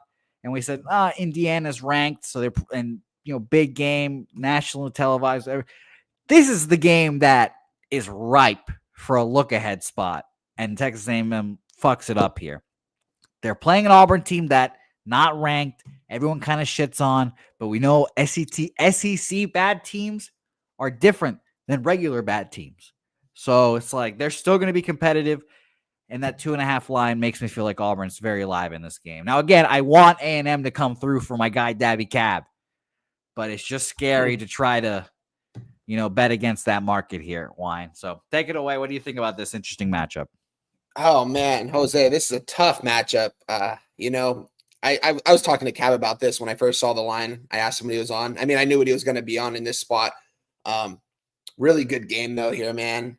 With that being said, I'm on the under. I think this could be a low-scoring affair. We look at Texas A&M on the defensive side of the football. We talk about how elite that defensive line is over there. Nick Skirtin over there. They've got a lot of guys that can get after the passer. Really good at rushing the passer here. Also good at stopping the pass. And honestly, Auburn, Peyton Thorne, he does struggle passing the football. He's been a pretty good quarterback. He's a younger guy. This is their quarterback of the future. I believe he was a 4 or maybe even a 5-star quarterback coming into this program. They were able to get him over here, got some good NIL money for him. Auburn, honestly, kind of a disappointing season for them. They're right around, what's their record right now? They are currently 4-6. A lot of games, though, that they very well could have won. Looking back at the Oklahoma game, I was on Auburn in that spot. They're up 2 scores, I believe, with 5 minutes left. They gave up a field goal, and then Peyton Thorne throws a pick 6 with 2.5 minutes left to lose the game. Just something that doesn't really necessarily happen a lot in today's game. I think that it was just bad luck in that spot. Kind of took me off Auburn the rest of the season. Jose, you mentioned it. This is a very fishy line, seeing only a plus 2.5 here. If Cab didn't talk me off Auburn, I would be taking Auburn here in this spot. Texas A&M, though, they've got a quarterback in Marcel Reed, who's a very good athlete and runner with the football in his hand. He kind of struggles passing the football. If he has protection, he can hold up, but you have to protect him. In Auburn, what do they have? They have a pretty good defense. They've been able to stop people this season, haven't been able to give up too many points, giving up 17 points to Vandy. I mean, 21 to Mizzou, 31 to Georgia. They should have beaten Oklahoma in that game. This team could be 5-5 going into this season. That being said, what do? They struggle when they get to the red zone. Auburn is able to move the ball downfield, kind of similar to the Washington Huskies in football. They're able to move the football downfield, but when they get into the red zone, that's where they really struggle. And Peyton Thorne has been known to turn it over when they get to the red zone. They haven't been able to convert. They've got a decent field goal kicker over there, but Texas A&M, I believe the motivation factor could win them this ball game here. It just seemed that the market in this spot, guys, it's tough, man, for me to take Texas A&M, because do I think they're the better team? Absolutely, man. But the line in the market has me thinking otherwise. I got in, though, at the under 47.5. I don't think this game touches 40. I think Texas A&M, they're going to move the ball very slowly and methodically downfield, and Marcel Reed's going to run with it when he has to, and he's going to be more of a game-time manager.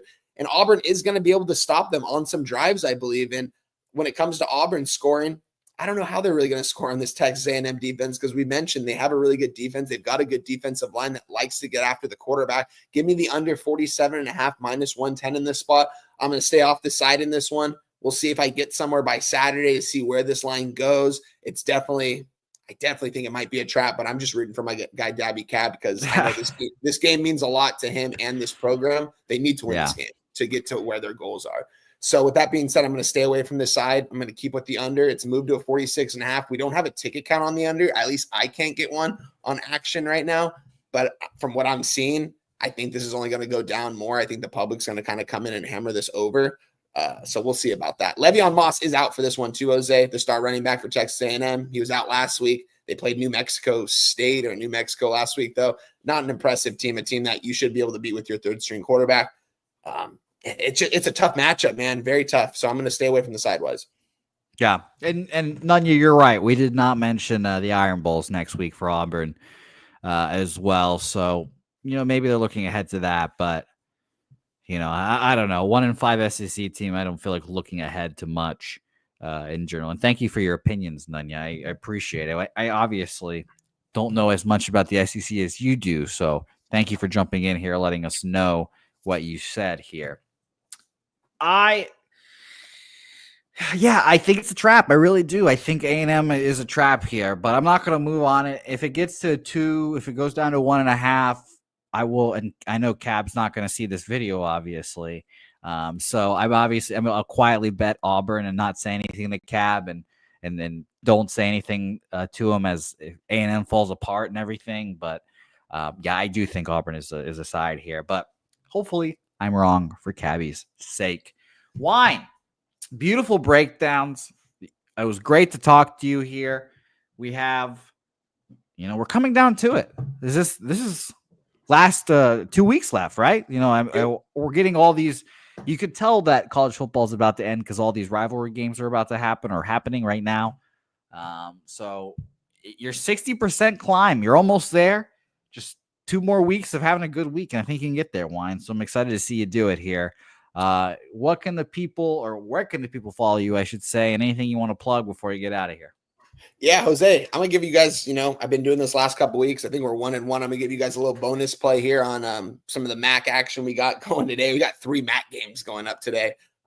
Buffalo at Eastern Michigan, and we're going to go right to it. We got a 90% chance of rain here, 15 to 20 mile per hour winds. It's going to be about 30 degrees by kickoff. Both teams are going to play very conservatively, as they kind of have all year. I think they're both going to run the football here in a major way. I don't think this even comes close to hitting 50. I think this maybe hits 44, 45. It is MAC action. Anything can happen. But when you bet unders, guys, you really have to look at the weather in a lot of these spots. And looking at the weather here, 80, 90% chance of rain, 15 to 20 mile per hour wind, 30 degrees. It's going to be cold out there, man. It's going to be hard to air that ball out. So don't be surprised to see them run the ball here and take up a lot of clock time. Of course, if some of these running backs or quarterbacks take off for an 80-yard run, It's not going to help us out at all, but I definitely think that both teams are going to run the ball and play conservatively and play good defense. So I'm going to give out the under 52 minus 110 to you guys. You can get that number. I think it's still available at a lot of spots. Some spots it's at 51.5. But go ahead and lock me in. I gave it out last night on Twitter at the under 52.5 minus 110. All right. Under for wine time in Buffalo, Eastern Michigan as well. We're going to talk about that game further with our next guest here. But Wine, thank you so much. Again, I wish you good luck. I hope UCLA beats the shit out of USC so you could talk to your friends and tell them how shitty their program is for the next year. So good luck, my man, and I appreciate your time. Yes, sir. Appreciate you, Jose. Wine Time Sports in that bitch. Thank you, as always, here. And what an interesting day for the chat has been. Shout out to you, Kongs, and Steve Fehrenbach. I like you both. I appreciate you both being competitive, and I'm glad we've come to some sort of agreement about beating the bookies there. So good luck to you both. And, of course, I'd love to have you both on screen one day as well. So I'm glad there's no bad blood between the both of you. Love you both here. Kelly, shout out to you. Old E, Zoe Faye. Appreciate everyone in the chat here bright and early. We're going to get Conor Mac Picks in here in a moment to talk about today's college football games, a little action as Wine Time previously talked about there. And we're going to talk about his best bets in college football and giving us a college basketball as one. If you guys have a college basketball game you want Connor to touch on, put it in the chat at the end of our or when we get to college basketball, I should say, and I'll ask Connor about them here in a bit. And he is an encyclopedic knowledge of college basketball, so we'll get into all of that real quick with Connor. So I appreciate you guys. B. Lee, thanks for jumping in here as well. Billy Friedrich also in here. Oldie, thank you all so much. Now, I said I would do this at the end of the program, but since we have this little time here, I wanted to do this and knock this out. Shout out to the Alamo Card Show this last weekend. We're doing another one in February. So, guys, mark your calendars there. February 1st, I believe it is, coinciding with the Super Bowl time-ish.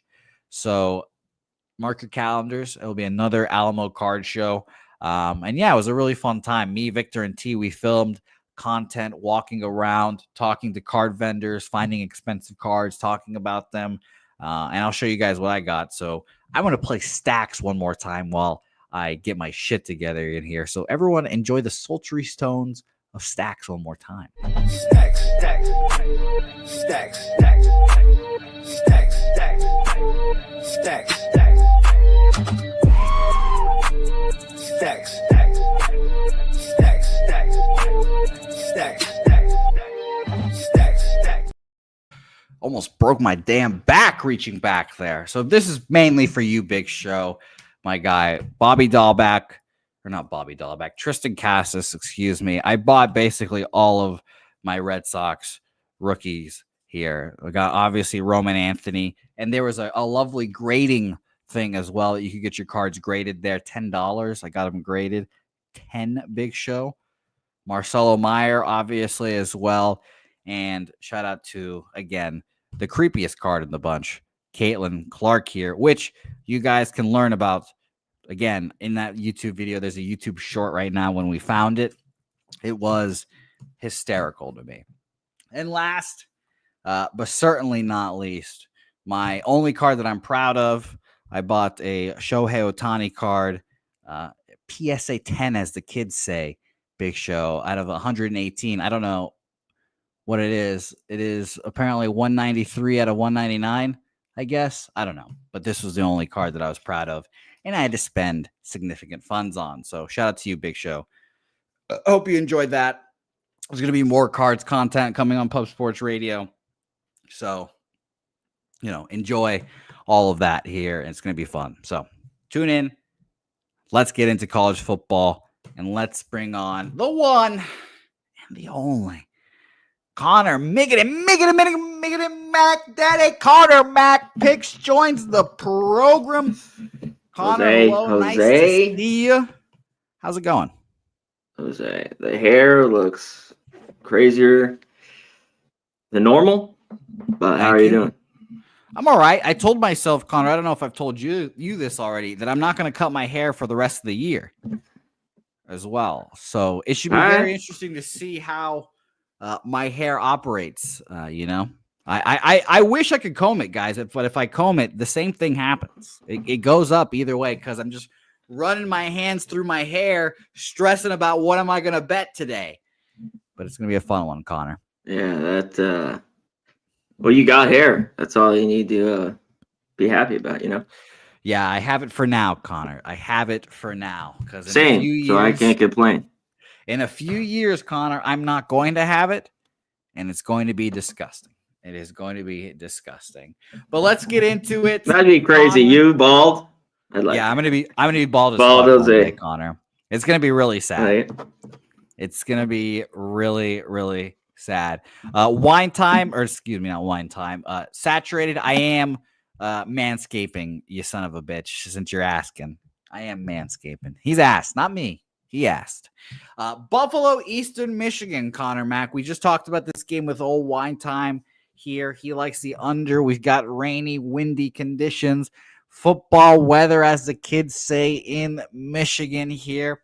Michigan, no minus. Eastern Michigan, I should say, the -1 point favorite here. It's a pretty split ticket-wise. 54% of the bets and 49% of the money on Eastern Michigan here.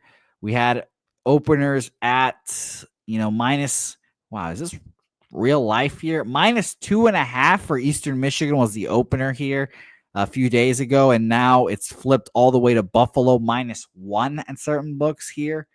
That is nuts.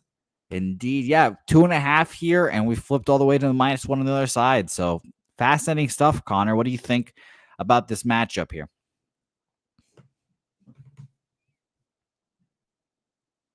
Sorry, give me 1 sec here. No rush. I forgot to mention, I'll mention the totals numbers since Wine Time came on and told us that he is on the under. 76% of the bets and 80% of the money are on the over in this game. And as for where that has moved, it opened up at 52.5 here, and we're down to 51.5 and 52s as well. I wish I was on yesterday. I like those games a lot more. I had Central Michigan. And I like that under, even though I didn't bet it in the Miami, Ohio game. These two games for me were tough tonight. By the way, there will be no rain here at Eastern Michigan. Am I confusing games then? Did he give out Ohio Toledo under, and I just thought it was Eastern Michigan Buffalo? I don't know. He might have. I missed it real quick because I took off. No, I'm not so sure. But he might. This line's come down. And let me see it right here. It never got. I wanted to keep checking it. And it's moved back up a little bit. Half points everywhere across the board, even a point. This were 51s everywhere. I was seeing if it might go to 50.5. Because, there is no rain. It was expected to be rain. There just isn't. Now it's going to be cleared out here by 3 o'clock there. So we're just going to have to deal with the wind, which is an issue. I think if the wind, as long as it's not over crazy here, 15 miles an hour, it's all right. Both these teams want to throw the ball, so the lower the wind and no rain would help out because both these teams can score. These two have kind of been the teams you wanted to take to score points in the MAC. But initially, I thought when I looked at this game with the 53 and the weather, I thought under for sure in this one, but it's cleared up. And I really thought if it got to 50, maybe I'd go the other way if the weather was really, really good. I just can't get there in the end. Eastern Michigan last week, Snyder, who had been really good all year, really ate the shit, Jose.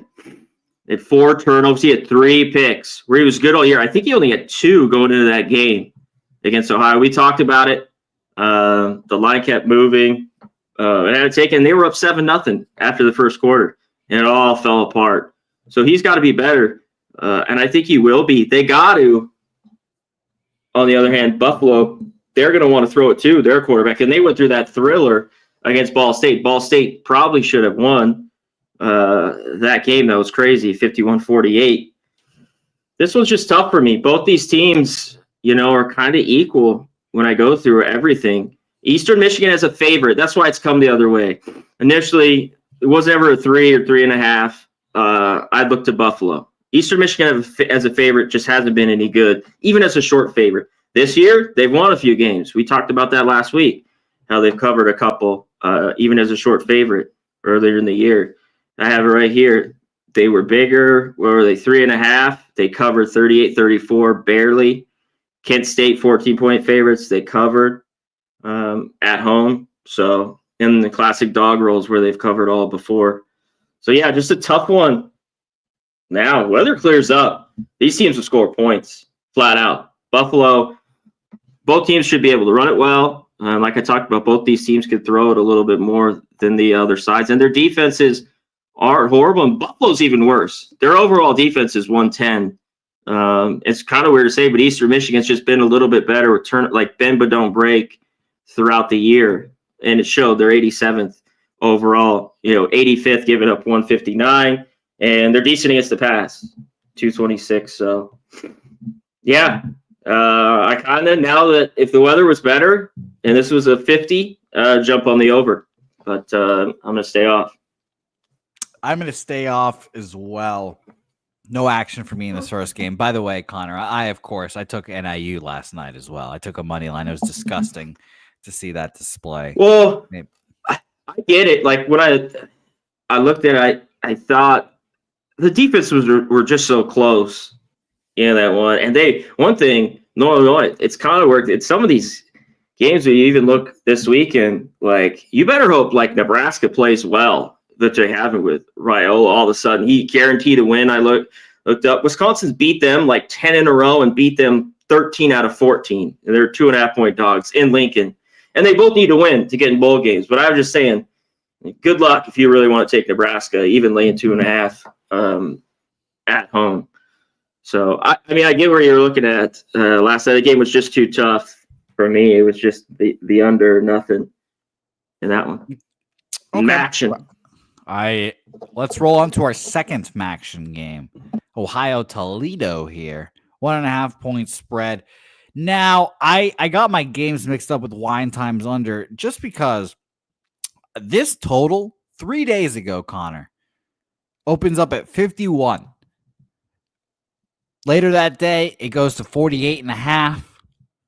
Keep going down. The next day, 45. The next day, it goes to 44.5. And then today, it goes 44.5, back up to 45, back up to 46. So this total has been jumping up and down, to say the least. And for the spread, and we'll talk about where all the bets and money are on, in a second. But for the spread, Toledo is a 3-point favorite here. 2.5 at other places. Got up to 3, and it comes all the way down again to -1.5 here. Fascinating game market-wise here. Let's go to where everyone's betting. 69% of the bets, 73% of the money on Ohio, causing that line to move in their direction. Good sign if you are Ohio better. And just surprisingly enough, we don't see this often with bets now. 76% of the bets and only 46% of the money is on the over in this game. So big bets are on the under. 24% of the bets and 54% of the money on the under in this game. It feels like if you didn't get that 50 or whatever, closer to that 50, you should just stay off here. 46 at many places is kind of tough. But Connor, take it away. What a fascinating game market-wise. Shout out to the chat and everyone in here. Nanya, Res Mob, Wine Time, just killed it. G Martinez, what up, my man? I haven't seen you in a minute. Good to see you. Billy Frieder dropping the college basketball action. We'll talk about a couple. I am on a game that you're on there. Opposite. I do have another one too, Jose. We'll hit on Action Jackson. Shout out to all you guys, Scum Blaster, DC. Saturated, my dude. Illinois. Big dogs here tonight. Birmingham, neutral floor. Closer for Alabama, of course. But that line's moved a ton. Over 4.5 points. Let's get to the football here. In this one, you're right. The 51 got hammered. And shout out to anyone that's got that ticket, under anything around here. And this went down even below 44, and now we've seen it bounce back up. The weather here,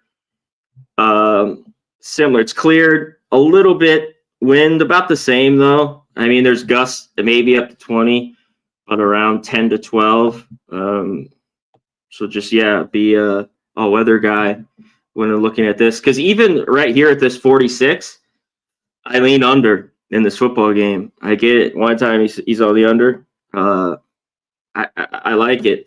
In this one. One thing, though, Toledo, they've been able to score a little bit more, and it's been hit and miss, kind of with their defense as well, all year long.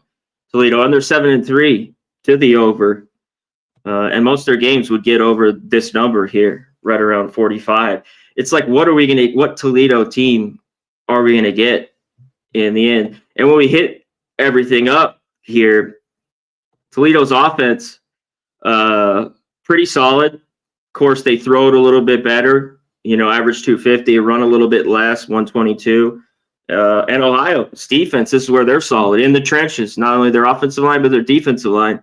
They only get up 109, and they've been solid against the pass all year long. Of course, we're playing mostly MAC teams. Of course, the teams that they played early on, some of the bigger schools, but you got to put that into perspective. We'll get through that in a couple more games. But one thing I think Ohio can have success, so that's what I talked about, their defense line, but their offensive line, they can run it here with their running backs and Navarro. They average over 200 yards per, and not Toledo's horrible. They gave up over 130, but I think they got plenty of success in this game here tonight. When this was it's tough. Toledo's at home. This is a team that consistently, as a favorite, and the numbers show it, just haven't been great at all, I would say. And this year, they're 5-5. But when them laying points, it just hasn't been good at all here. At UMass, early on, they lost. Western Kentucky was on the road where they laid 2.5. No good. They laid 2. Bowling Green, nada.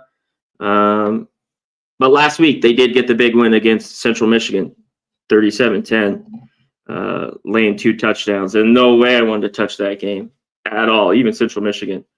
So I lean under in this one. I think Ohio can kind of dominate. I just don't know what team we get here with Toledo. They haven't been as good in conference play. That's why they're out of it. Ohio is in it. So I would be on them. To me, this was a lean to them. Money line, you could take the 1.5, 2, and to the under in this game. In the end, I'm not going to bet it. Winners of 5 of 6, 2 here, Ohio. I think this game's good. I like this game a lot. Yeah, I think I agree with your low scoring take. It's just what number you get it at. It's going to be the tough one to bet the unders here. So if you got the under 50-ish, close to 50, I congratulate you on your successes. But I will not be joining you. Need to get I would need like a 48 to bet the under, and I don't think we're going to get all the way back up there. And if we did get all the way back up there, I'd be like, whoa, my red flags would be up. So I wish. Yeah, I totally agree. And Navarro, to me, is a question mark. He's been better since he's been back in, and he's going to run it more than he wants to throw it. But that was why he got benched a while ago. Do you know what I mean? Was because he wasn't very good. Like when he got benched, I think it was 7 touchdowns and 7 picks. Like he's got to be clean because he could run it. I think he can get over that, Robert Franklin. Last week it was 48.5. He easily got it. I don't mind that. The right around 56.5, up to 58.5. I've seen most places now with his rushing prop in this game. Okay, Connor, so let's roll into your best bets here. And I always know we have interesting games with Connor. Nasty Nate. It is nice. Good to see you, Nasty Nate. By the way, I like the picture you just tweeted, Nasty Nate, as well. UNC Boston College starts out our slate here, Connor. Again, we hear Cab talking about these big SEC games. We've got Wine talking about the Pac-12 and Big Ten, and it's beautiful that you just come in here and say, how about the ACC as well, damn it. Now, I just saw a lot of discussion. I think T. Moss was mentioning about how Mac Brown needs to go. They don't pay their players and all this stuff. The market also kind of reflecting your sentiments here. A little Boston College love.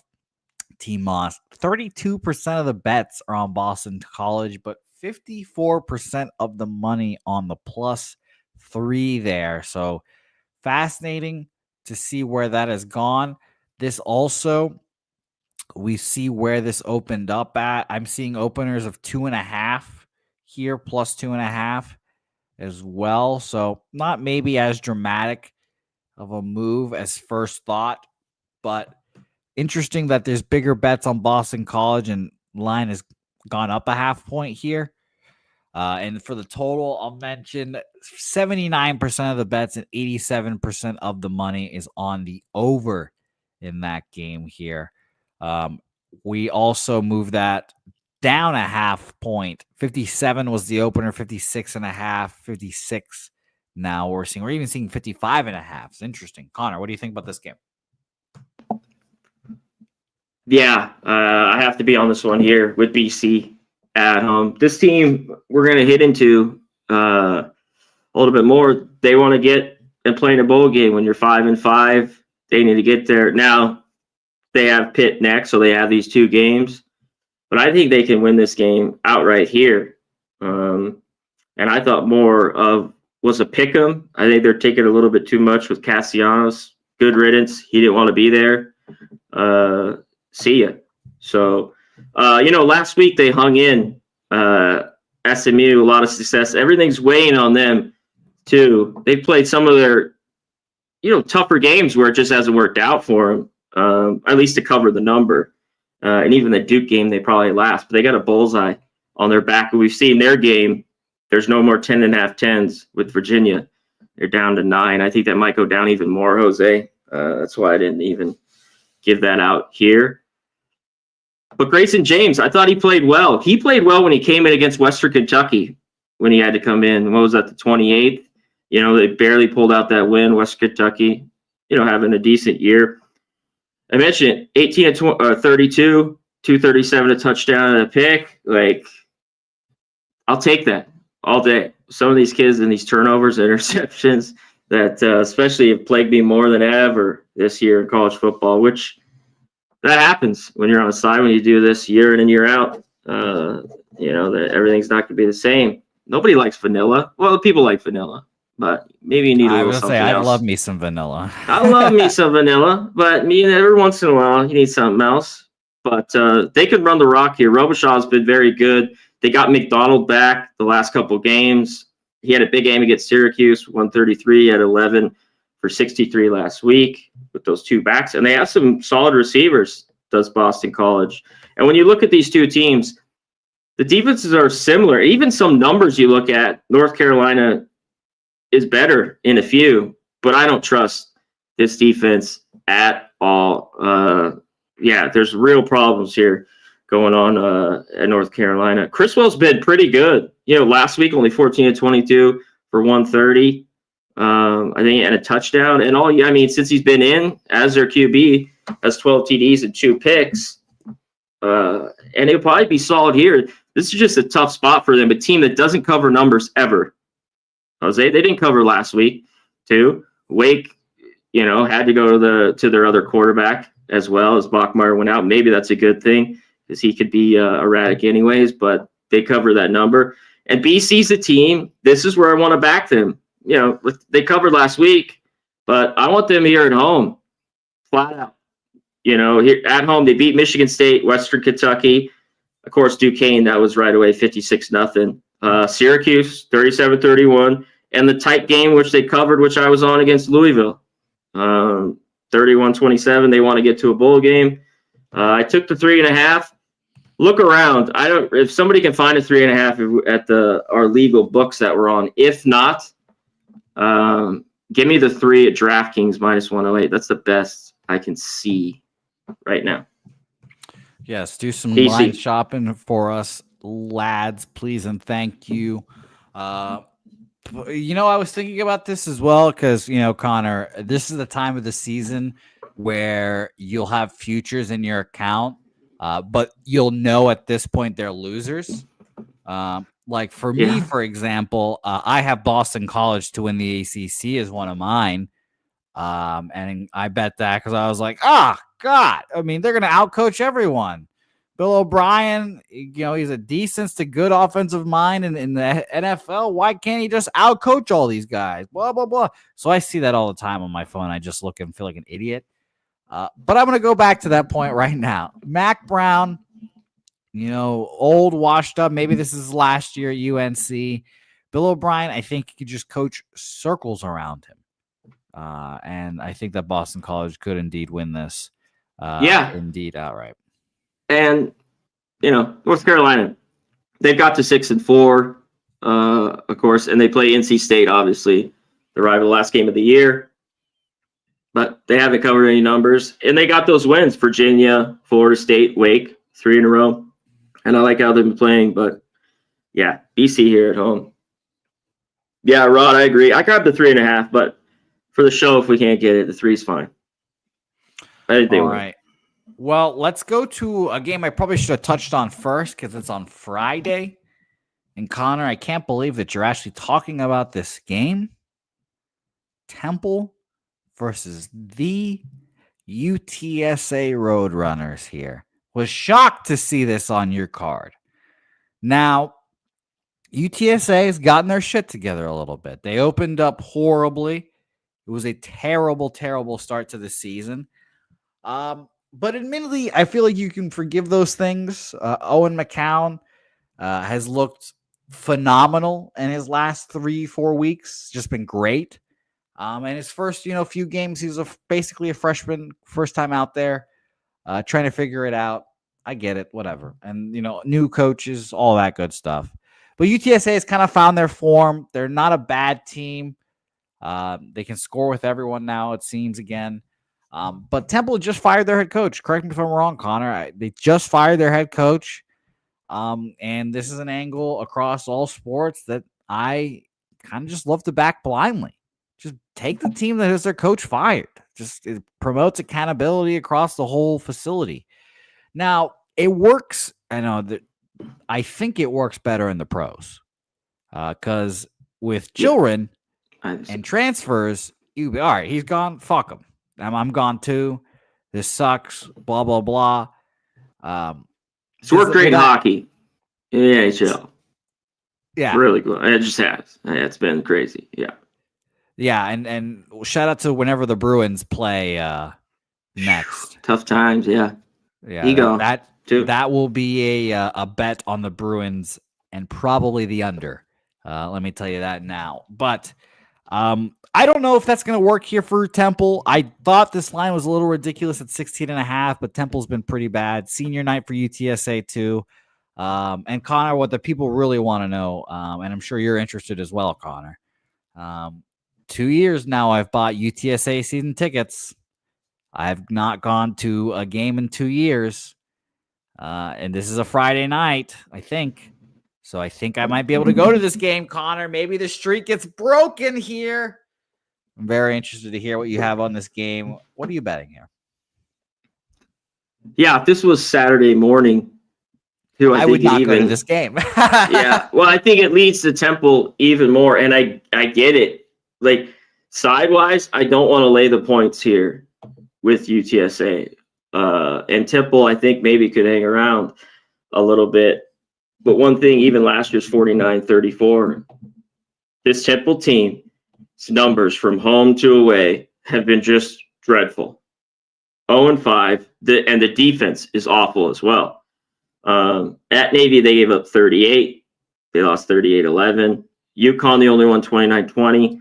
ECU, 56-34. And then Tulane, 52-6. Both those games, especially Tulane, could have been even worse there. Like when you look at it, UTSA, Temple too, their defense, they get gashed on the ground, 128th overall, 214. But UTSA is solid on the ground. Last couple, they haven't, ran as much, but they average over 150. But of course, they want to throw it 10th in the country with McCown 300 yards a game. When you look at Temple's defense, 29th, they only give up 190. Well, that's fucking bullshit. Those are the sorry teams at home. And they played Army and Navy. It's just a fact. Whether it's Hauser 269, Mensa for Tulane 262, any quarterback's been able to throw it. They haven't been able to get the job done. Even at home, like it's a team that throws it. Petra said 293 for Utah State. So those stats are a little bit skewed there. So McCown should no problem in this game getting what he wants at all. And like I said, if this was Saturday, a little bit, but Friday night at home, and UTSA wants to what, Jose? They want to go to the bowl game. Yeah. They Friday night, red hot, this offense at home, 44, 48, 38, 45. This team total was way too light for me. If Temple can hang around, then the full game goes over. I get it. It was same thing last week, which I took twice with them. And at 36.5, I got minus 110, UTSA team total. If they don't cover their defense, but they're going to get to 40 in this game. Because, they have that big game against Army, so who knows what happens. But big Friday night, homecoming, you're the whole thing, Jose. So team total over 36.5. They at least get to that 38. That's why even 37, I'm talking about you get the 4 touchdowns and 3 field goals. As long as I'm right there, I'm fine. It's not over 38.5. So team total 36.5 minus 110. Yeah, well, I will be on that if I go to the game, especially. I will be on that. And maybe, again, I'll break the streak. Maybe, Connor, maybe I should stop being a cheap piece of shit and buy 2 season tickets so Helga can come with me and not just 1. Maybe that'll help out. All right. Maybe that'll happen. Who knows? There you go. Take your woman out. Take her on a date. Be a man. That shitty hair you got going. Well, I have to make up with the shitty hair with Spurs games. That was the last date the other day. By the way, Connor, just a random aside. A shout out to the Alamo Card Show. It was a great time. Someone was selling the physical ticket of the 50-point game that Wemby put on the other day. I was at $600 for that ticket. I was like, what the fuck? Can I sell my screenshots? Just the RIP ticket too? They went to the game? I mean, wow. Yeah. Not signed or anything? Just the fucking ticket. All right. That guy's fucking, come on. That maybe a couple probably $100. Still there at the end of the Alamo Card Show, unbought. But I just looked down. I was like, fuck, man, I've got the ticket right here on my phone. Can I just print that shit out, sell it for $50? I mean, come on. I don't know, but it was nuts to see. And yes, saturated Billy, this guy got physical tickets. Yeah. Maybe that's the difficult part of getting it. Maybe he had to do a whole workaround to get that physical ticket, and that's why it was $600. Who knows? Yeah, maybe, because most time you just on your phone do the ticket now, But that was insanity. I couldn't believe it. I thought I was sitting on a gold mine in my phone. I was like, fuck, I need to get rid of this. All right, let's go to our last game here. And we talked about this game, and let's get into it more. Florida, Ole Miss. No, I got 2 games. Oh, well, yes. Call it 2 more. Game, I should say. Yeah, okay. Ole Miss, Florida here. And God bless Florida, because last week we pointed it out, and we said, this is a rat line against LSU. They win outright. We have a great time dancing on Brian Kelly's grave. Good times. Yes. This week, I don't know. This week is tougher. Minus 10 against, or plus 10 against Ole Miss here. And Ole Miss, a team that's just knocking on the door of the playoffs. By the way, Connor, people talk about James Franklin and him, how much the playoff expansion has helped him. The very same thing can be said about Lane Kiffin. The playoff expansion is great for Lane because he'll always be in the mix here. And he's got a good squad.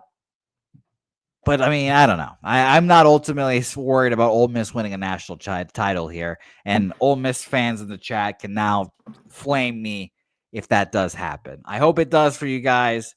But I just don't take them seriously, if I'm going to be honest. Let's go to the markets here because I like Lagway.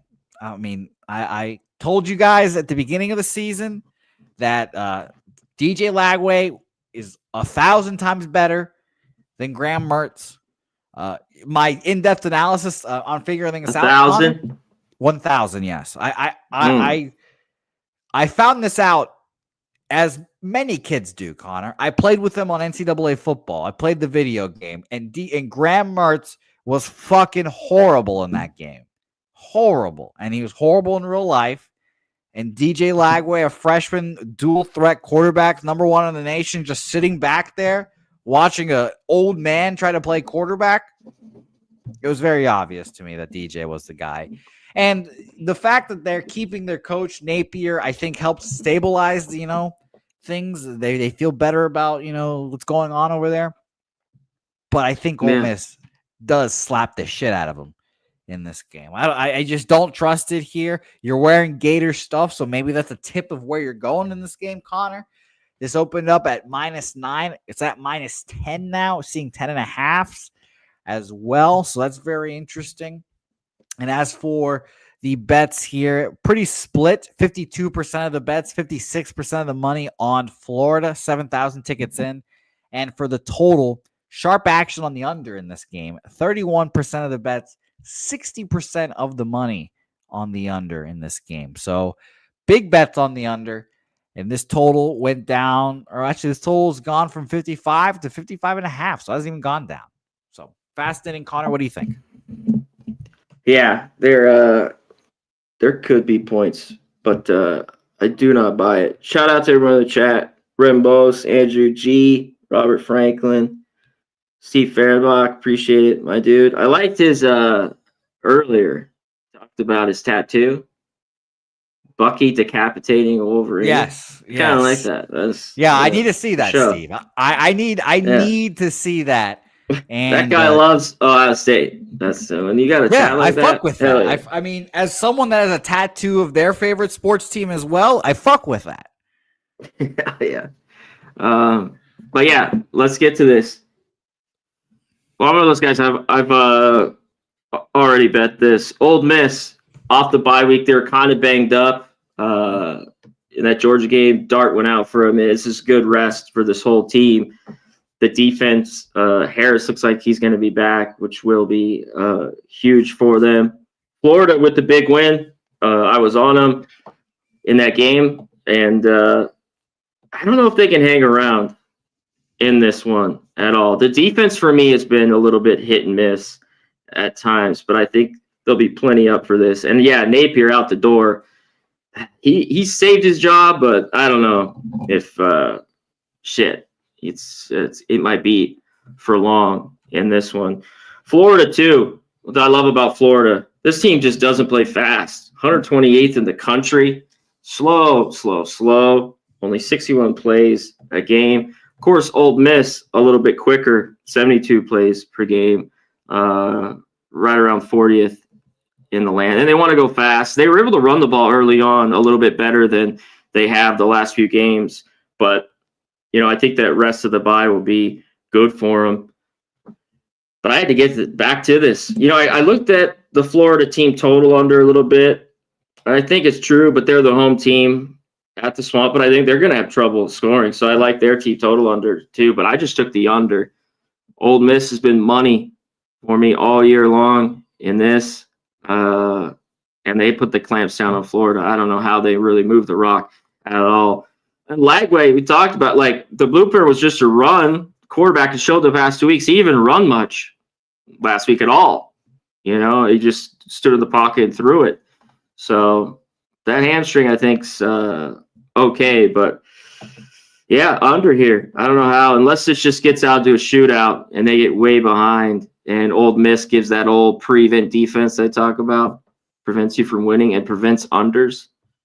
but I don't buy it. I thought this was too high. I thought this was a 51 that I had, and everything that I've put in with my data and everything, I had this a 51, 50 and a half, 51. So and there's no 56s. I was trying to I haven't seen one.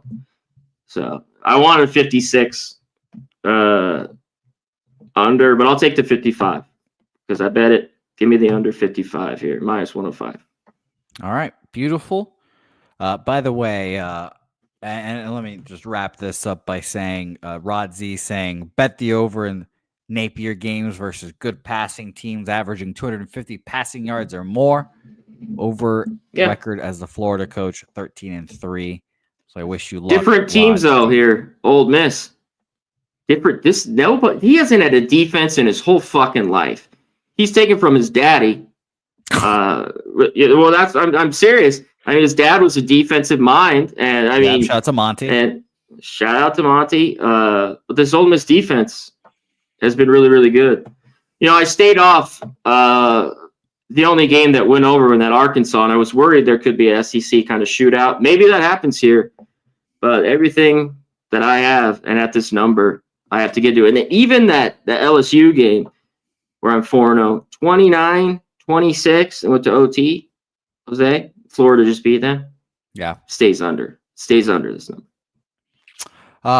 By the way, Connor, it is kind of amazing that I know who Monty Kiffin is, but I figured out that the Mick Jagger is in the Rolling Stones. Who'd have thought? Oh my God! See, these are the things I know that. I know Monty Kiffin. I knew that. I've known that forever, but I found that out like a week ago. So there you go. Just a week. Yeah, I didn't know. I thought the Rolling Stones were just a group of guys. Like there was no one like too big in them, and I was like, whatever. They're all collective. And then I found out greatest rock and roll band all time. Come on. Yeah, I didn't know. I didn't know Mick Jagger was in it. I didn't know. And then I also made the logical collection. I was like, oh, moves like Jagger. He has his own song by another guy. That's just a famous guy. He's got a few. Yeah, I think different. Yeah, you didn't know that? That was what? Oh my God, Jose, you're aging me, and you're just sound way too young. For the love of God, we learn new things every day. All right, True. Connor, let's recap your football action. No, we got another game. Oh, really? What's the other game? I sent it to you. SC, UCLA. Oh, right. I forgot because I did it with wine. There we go. Beautiful. Apologies. Unreal. This guy doesn't even bring me in, too. Saturated is right. I've been saying apparently the last game of this whole show, and I need to lay off the bath salts. I don't know. But USC. This is the last game. Last college football game. And then we get to college basketball. But thank you, Saturated, for keeping me honest there. USC, UCLA. All right. We talked you were raised in a shipping crate, Jose. I like that. Yes, I'm like Patrick Starr. I was under a rock my whole life. Did your parents not tell you anything about pop culture or life? Venezuela. They don't know this stuff. They don't fucking know who Monty Kiffin is. These are the things you have to learn from your buddies. But the Rolling Stones, Mick Jagger, I get the Kiffin. That's digging deep. You know, no, they don't. I'm sure they don't know who the Rolling Stones are as a band. So I'll tell you that. But UCLA, USC. This is a fun game. We talked about it with our guy Wine Time, and we all know what side he was going to be on. He's on UCLA. I like UCLA as well. I'm going to move on them. The market just seems like it's screaming UCLA. I would love to hear what you have to say about Lincoln Riley here, Connor. Lincoln Riley and his gang of merry men. Yeah, who wants to back Lincoln Riley laying 5 points? Yeah, not this guy, not me. Even if it is just 12 miles at the Rose Bowl. And this is divisive. I mean, my grandma went to UCLA, my cousins, SC. My dad grew up an SC fan, but he went to UCLA. You know, I was born in Whittier. So these are fighting words, as I heard a little bit of Wine Time throughout the family. It definitely is. And a great rivalry. And I love UCLA in a spot. I thought the perfect time to fade them was last week at Washington. And they played a pretty good game for the first 3 quarters. And it all fell apart at the end. UCLA's run defense they keep talking about, it's been really, really good. And that's where, and against the past, they've been a little bit worse, but it's depending who they played, and their schedule's been super tough. You know, it's been top 10, if not played the easiest teams. So I think that's even a little bit skewed because SC does want to throw it, whether it was Moss or now Mayava, who was at UNLV. Saw plenty of them last year before he bounced. And everyone here at UNLV in Vegas was pissed off. So now he's in. And I thought he would take over the job. I thought it might even been earlier, especially with SC and how they played. And some of their numbers look all right, but this SC team can't get stops in the end and in big games. It's not really a road game. This is their second home. They play in the Rose Bowl billions of times, but they've been dog shits on the road, and it will be split. But I got to take that into a little bit semi-road game here for SC, where they've been just awful. I didn't think they were too impressive last week, but they got it done against the Nebraska team, which I hit on a little bit. That's struggling, tough times. UCLA, after ripping off those 3 wins in the loss, they want to get to a bowl game. They win this game, I think they think, they could beat Fresno, who's really kind of had a down year this year. And I think the 4.5 is too many. And even here, look at this, Jose. DraftKings has a 5. Not that the 4 is fine, actually. But UCLA +5 here. Garbers, take care of the football. I'm in. Turnover, and especially not a big turnover that cost him like six fucking points. He takes care of the ball, hand it off here to the backs they have here for UCLA. Let their defense do it. The game's tight. I lean under a little bit. It was just a little too low. Like this was 54. Man, I'd really be on it. But I get why it's at this number. And some of their games in the past, of course, different teams and everything have been some real shootouts. These games have been high scoring, Jose. UCLA won last year, 38-20. But look at 48-45, 62-33, 43-38. I mean, they're just 52-35. SC doesn't have that great team this year. This line's wrong. This basically should be a pick 'em. It's a 5-5 team versus a 4-6 team. So +5, DraftKings -110, UCLA. Go Bruins. All right. Go Bruins indeed. Wine, Connor, both on UCLA. I am also on UCLA. So let's go Bruins indeed. By the way, before we switch into college basketball, a little update. I texted my mother and my dad. I asked them, do you guys know the Rolling Stones? They said yes. They do indeed. I also asked if they listened to them, if they were popular in Venezuela. So I'll get that answer here shortly. But they did know who they were. So proud moment for everyone, I guess. And more shame on me. Let's get into the college basketball here. We'll review all football and college basketball. All right, give me 1 sec. No rush. But let's start off by talking. And again, I mentioned this earlier. This is the time where you guys got to start getting your questions in. Get your questions in. I see our guy Billy Friedrich already starred yours. I know saturated what game you want to talk about. So get those questions in now. But Grand Canyon, UC Davis. Come on. If this isn't college basketball, then what is? Right here. Come on. UC Davis, Grand Canyon. Now, Conor Mac chose this game in particular, and who wouldn't want to talk about these two illustrious programs here? So let's get into a little bit of a breakdown. And just for you guys know I mention this often, only $4 to get into this game here tonight, ladies and germs. UC Davis 2-2, 1-2 on the road here, and Grand Canyon 2-1, 2-0 at home so far. Both coming off losses against former Pac-12 squads. Stanford at Stanford for UC Davis, 79-65. They play, and we love mentioning these small schools. Menlo Oaks Menlo Oaks, the illustrious Menlo Oaks, which is I'm looking it up for all of us here. It's in California, San Mateo County, California, apparently is where this is. And Menlo College is, I'm going to stop doing the Menlo research because this is already getting ridiculous. But you guys get the point. It's a 10-point victory against them.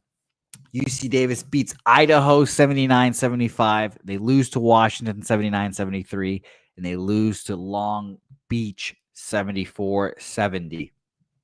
Grand Canyon, on the other side, has actually played universities of note and not Menlo State or Menlo College, whatever it is. Arizona State, they lose to 87-76. They beat Western Kentucky by 2. They take Cal State Fullerton to the cleaners, 10-point victory there. They lose a pretty hard-fought game against Alabama. It's fascinating there. And, of course, I'm getting FaceTime. Excuse me. Sorry. Someone's FaceTiming me right now. But Grand Canyon facing, an Alabama team. And by the way, I'm looking at the wrong thing here. I'm actually looking at last year's thing. So I shouldn't even worry about Alabama. But 10-point victory against Cal State. Western Kentucky, a victory there. Conor Mac, I'll pass it to you because that FaceTime call threw me off. Take it away. Get a little Grand Canyon UC Davis action. Yeah, right away when you went and lit this game, and if you got in last night or real early this morning with Grand Canyon, I get why it's the move. I mean, they're 13 and a half at home. After a loss, they got kind of beat up to Arizona State where they didn't have their best game. And now they're back here at home and they should win big. But I thought, no, not when it got to 17 and a half. I thought that was way too far here for UC Davis team that I think can have some success against them. And Grand Canyon's great at home. I just thought the number now was just too big. And one thing, Grand Canyon, I'm going to want to get on them, a lot of hype for them. Foster's really, really good. They have some offensive weapons, and when they can shoot it, and if they shoot it crazy good tonight, they can cover this number. But I haven't been impressed by them at all. The great run last year, you were talking about that game, Jose, where they lost to Alabama, and they had a horrible shooting night that night. Just to throw that out there that you were talking about. But Fullerton, they win by 10. At home, they beat Western Kentucky by 2. Then they lose to Arizona State. So, or what are we getting at? This great team with all the hype, or kind of stumbled out 2 wins, and they haven't covered. UC Davis, I think, has a better night than they did the other night against Stanford. I have this pulled up. I think they shot 31%. Yeah, 5-16 from 3. They can't get beat on the boards, so they need to do a lot better job. Does UC Davis in this game to have success? And they rely on their big guy. Johnson's their best player. He had 26 points. They need a little bit more help from their bench, from Doherty, some of these guys. Tamba, he had 13, but just more guys need to help out here for UC Davis. But yeah, not a crazy travel here. And when it got this high, I had to take them plus 17 and a half. And already, you mentioned, cover at Washington. Washington's going through their own shit, but they lost there 79-73. They beat Ohio and then lose to Stanford. They had cut that lead to Stanford, too, to 6, and then kind of let it go and lost by 14. But, hey, that happens here, Jose. We win this game. We win our bet. That's all that matters. So I took UC Davis plus 17 and a half. Is there still out there? I think so. Let me double check for you. 17 and a half. I got to scroll to college basketball here and see. Maybe not. Just give me 17 then. Let's find the lowest. Let's find the lowest juice here. Yeah, I'm seeing 17, minus 112. Minus 110 is what I'm seeing right now. You could probably 110. find better there. Give me the 110. Okay. Just for now. I mean, I have to maybe look deeper than here. Circa, let me check them. So I have those. Yeah, I think they're the same. Circa's the same. Same with my other Superbook that I have. Yeah, okay. 17 minus 110. UC Davis. All right, beautiful. College basketball best bet from Connor. Now, we do have some questions from the chat here. I do not know who Liv Tyler is. Saturated. Is that a man or a woman? I don't know. Wow. You know who Steven Tyler is, right? Yes, I do know who Steven Tyler is from Aerosmith. I know Aerosmith from Guitar Hero, Aerosmith. Damn, that's how the weirdest shit now. Kids, like, that's how they know from Guitar Hero. Well, hey, however it works, that's how your name gets passed down. But that's his daughter, Liv Tyler. Yeah, I did not know that. She used to be in the Aerosmith videos. Yeah, she's an actress. You ever seen what's it called? Apollo 13, the movie? She's in the movie. Okay, interesting. I had no idea. Apparently, everyone is distraught that I know. We're learning things here. Yeah, we're all learning things. We're all in this together, learning things. Connor, let's talk about the game of the night real quick, because our guy Saturated needs to know what's going to happen with Illinois here. Against Alabama, it's a big line. It went from 6.5 to 8. Getting up to 8.5 at some points. Our guy Billy Brisbane and our guy Clark Edge is also on Illinois. Excuse me there. I was trying to remember. I was like, well, Alabama. No, they're on Illinois there. They said it was too many points. So what do you think about this one? Nate Oates, the whole thing. Yeah, like I said, it's not a far trek here for Bama. On the neutral floor. I do think they shoot it well. That's why it moved. But now we're finally seeing, like, it hit 8.5. I'm thinking this shit goes to 9. Like, I'm getting involved. You know, Illinois still has some newer things. Everything that goes on in college basketball. There's not many guys staying around 3 or 4 years. So these guys are out. They're always transferring. Everyone's getting money now. So it's a little different. But Bama shot it. Not great. They were awful. I was on Purdue, and then you saw Purdue. And they just played Marquette. I was like, they got their ass kicked. So, yeah, 31% from 3. They shoot a ton. It didn't happen. Sears didn't have a great game. 1 of 6 from 3. He did have 15 points. Even his bad games, he's going to have fucking 15 points, is Sears. So they have the shooters. I don't know about Illinois with all these guys that they got, but I think they're athletic enough. They look pretty good. That game against Oklahoma was a little bit closer. I mean, Oakland that they played, that last one. But Jocko Eunice, can't really say his last name, but some of these guys that they have, Humarocious, I'm butchering these names. They are tough. But Boswell, they're all the main guys. They're the 3 or 4 that are going to get over 35 minutes, and they're working in a few. Like White, Gibbons, Johnson. I think they can hang around. As much as I think this is a kind of the bounce back spot for Bama, I couldn't bet it though. I got to watch. It's not a spot that I'm like love. I mean, if it kept moving, like, and a team with Alabama, and that's how they cover. They just shoot the lights out, and usually they're at home. They outrun teams. They just outgun them. They have great offense. They get turnovers, and that's how they'll win and cover. Because I just don't think this team is very good defensively. And, it's worked for them the last few years, even to get to the tournament, get to the Elite 8, shit like that, even the Final 4. They won't win a national title doing that, I'll tell you that. But, yeah, if I had to, free bet, Illinois here. Not Illinois.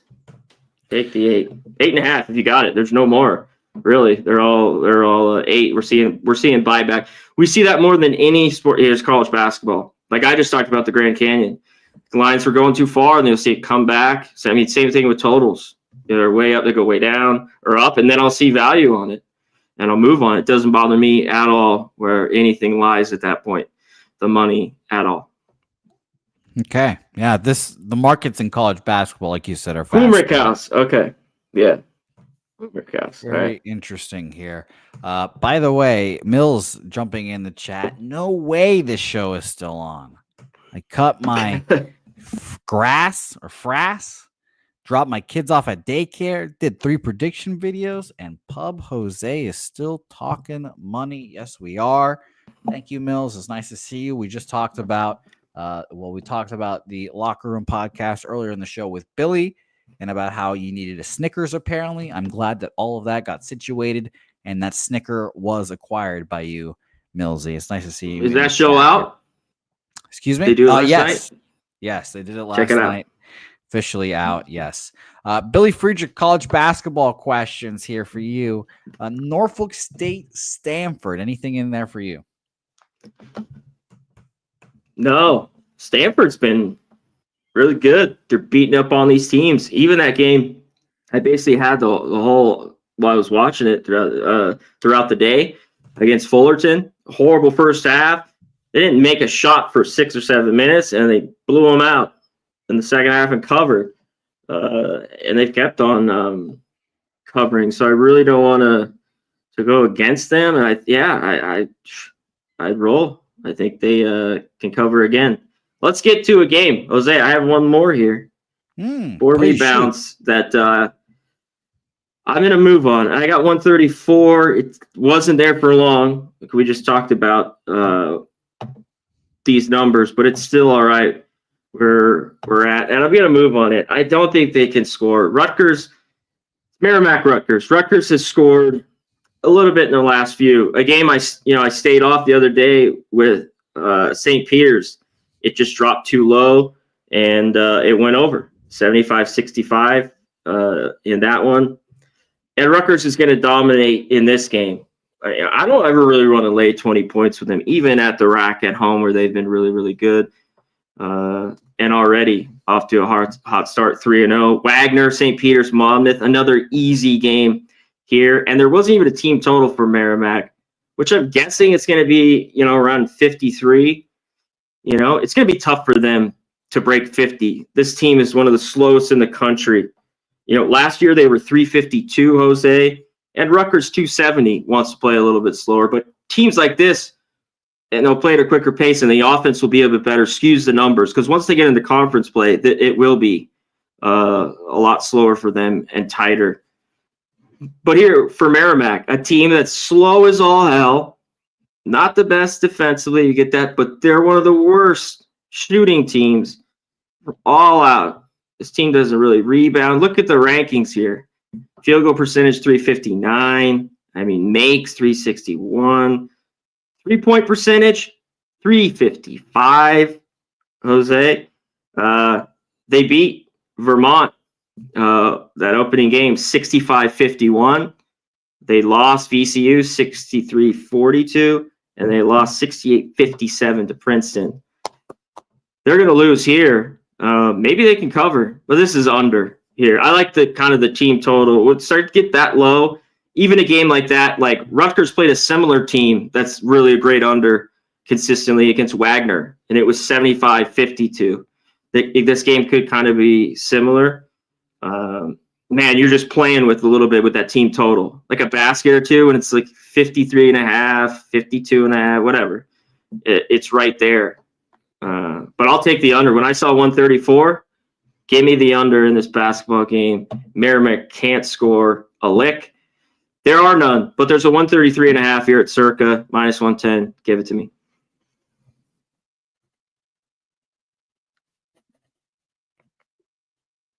Go mute. Pulling a cab on me? Oh my God, we're gonna let him go? Just let him go. What are you doing? Let's just let him go. Oh, of course I am. Yeah. I was gonna sit here. Yeah, I am pulling a cab on you. I was like, "What the fuck is a cab? Did cab abandon you midstream?" I have to. No, when everyone does that, I just say pulling a cab. Yeah, no. Shout out to cab. Right, Rem, Okay. you're right. That was unreal. That was full blown cabs there. That was a full blown cab right there. But yes, Connor, beautiful work. I have a studio emergency I have to go solve at Southtown now. So unfortunately, Oh wow, what's going on?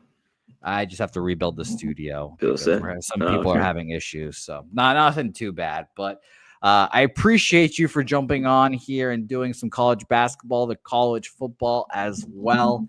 Let's recap your action here for the people that might have missed it. Yeah, the college football, or you want to just do the basketball? Both, if you could, please. Yeah, the BC +3 -108, UCLA +5 -110, Ole Miss Florida under 55.5 -105, and UTSA team total over 36.5 -110. They get there, even if it's 38 against that bad Temple team tomorrow night. They want to go bowling. It's Friday night. It just it happens. Temple might score a little bit. That game, if they do, it goes over easily, Jose, because UTSA will do what they want. College basketball here. Merrimack Rutgers under. Take it. We'll give out what we got on the show. 133.5 -110. And then UC Davis +17 -110. Those are my two college basketball plays tonight. Chang, that's it. I mean, I kind of like the total better a little bit if you can get, but sidewise, that's my only one as of now. I was gonna kind of maybe look at some of these few smaller ones throughout the day. But do you have Twitter? Do you have X? Hit me up on X if you do. But that's my other. If you want a side. The UC Davis +17, but I like that total better. Hit me up on X. I'll just finish it. Conor Mac Picks. Go to Hitting the Books. Check out more college football breakdowns. And what is this new thing going on? I got to get Blu-ray, Blue Sky, Blue Sky. God damn, Blue Sky. Who sounds like the old man now, Yeah. Connor? I meant Blue Sky. That's what I meant. Are you on there? I am. Yeah, I've sent one. Yeah. I've sent one. I'm just gonna call him tweet because I don't know what else to call. I've called one tweet on there, but yeah, I do have a Blue Sky. So yeah, follow us both on Blue Sky. How about that? I will have my Blue Sky up. I meant to do it a few days ago. So it hasn't even been around that long, right? No, it's just Like another a attempt couple at weeks. making, Twitter. Yeah. So that's what I heard. I wish you luck. Everyone's like Twitter light, not so harsh. That's what everyone's saying. Yeah, I'm still on Threads, so we'll see how this one goes, to say the least. Connor, beautiful work. Again, catch him on Hitting the Books and follow him on Twitter and Blue Sky at Conor Mac Picks. I don't know how to find people on Blue Sky yet, but good luck, Connor. I'll see you soon.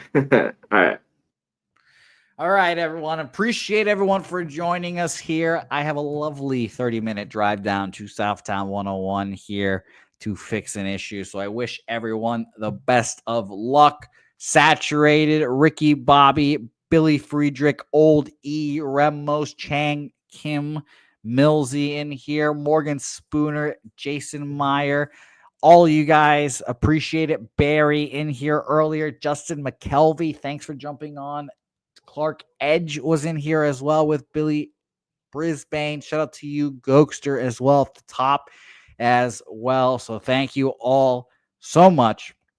Don't forget to follow us on Twitter at Jose Bouquett, at Pub Sports Radio. You'll get all the latest updates on shows right there as well. And do not forget to subscribe, hit that bell so you guys know as well when we are live. Appreciate you guys. And come on down to Publipalooza this year. It's coming soon. Make your plans. Get it propping. We're going to have a date here very soon. So tune in and get your plans ready for that season. Till then, say hey, and we'll see you guys next time.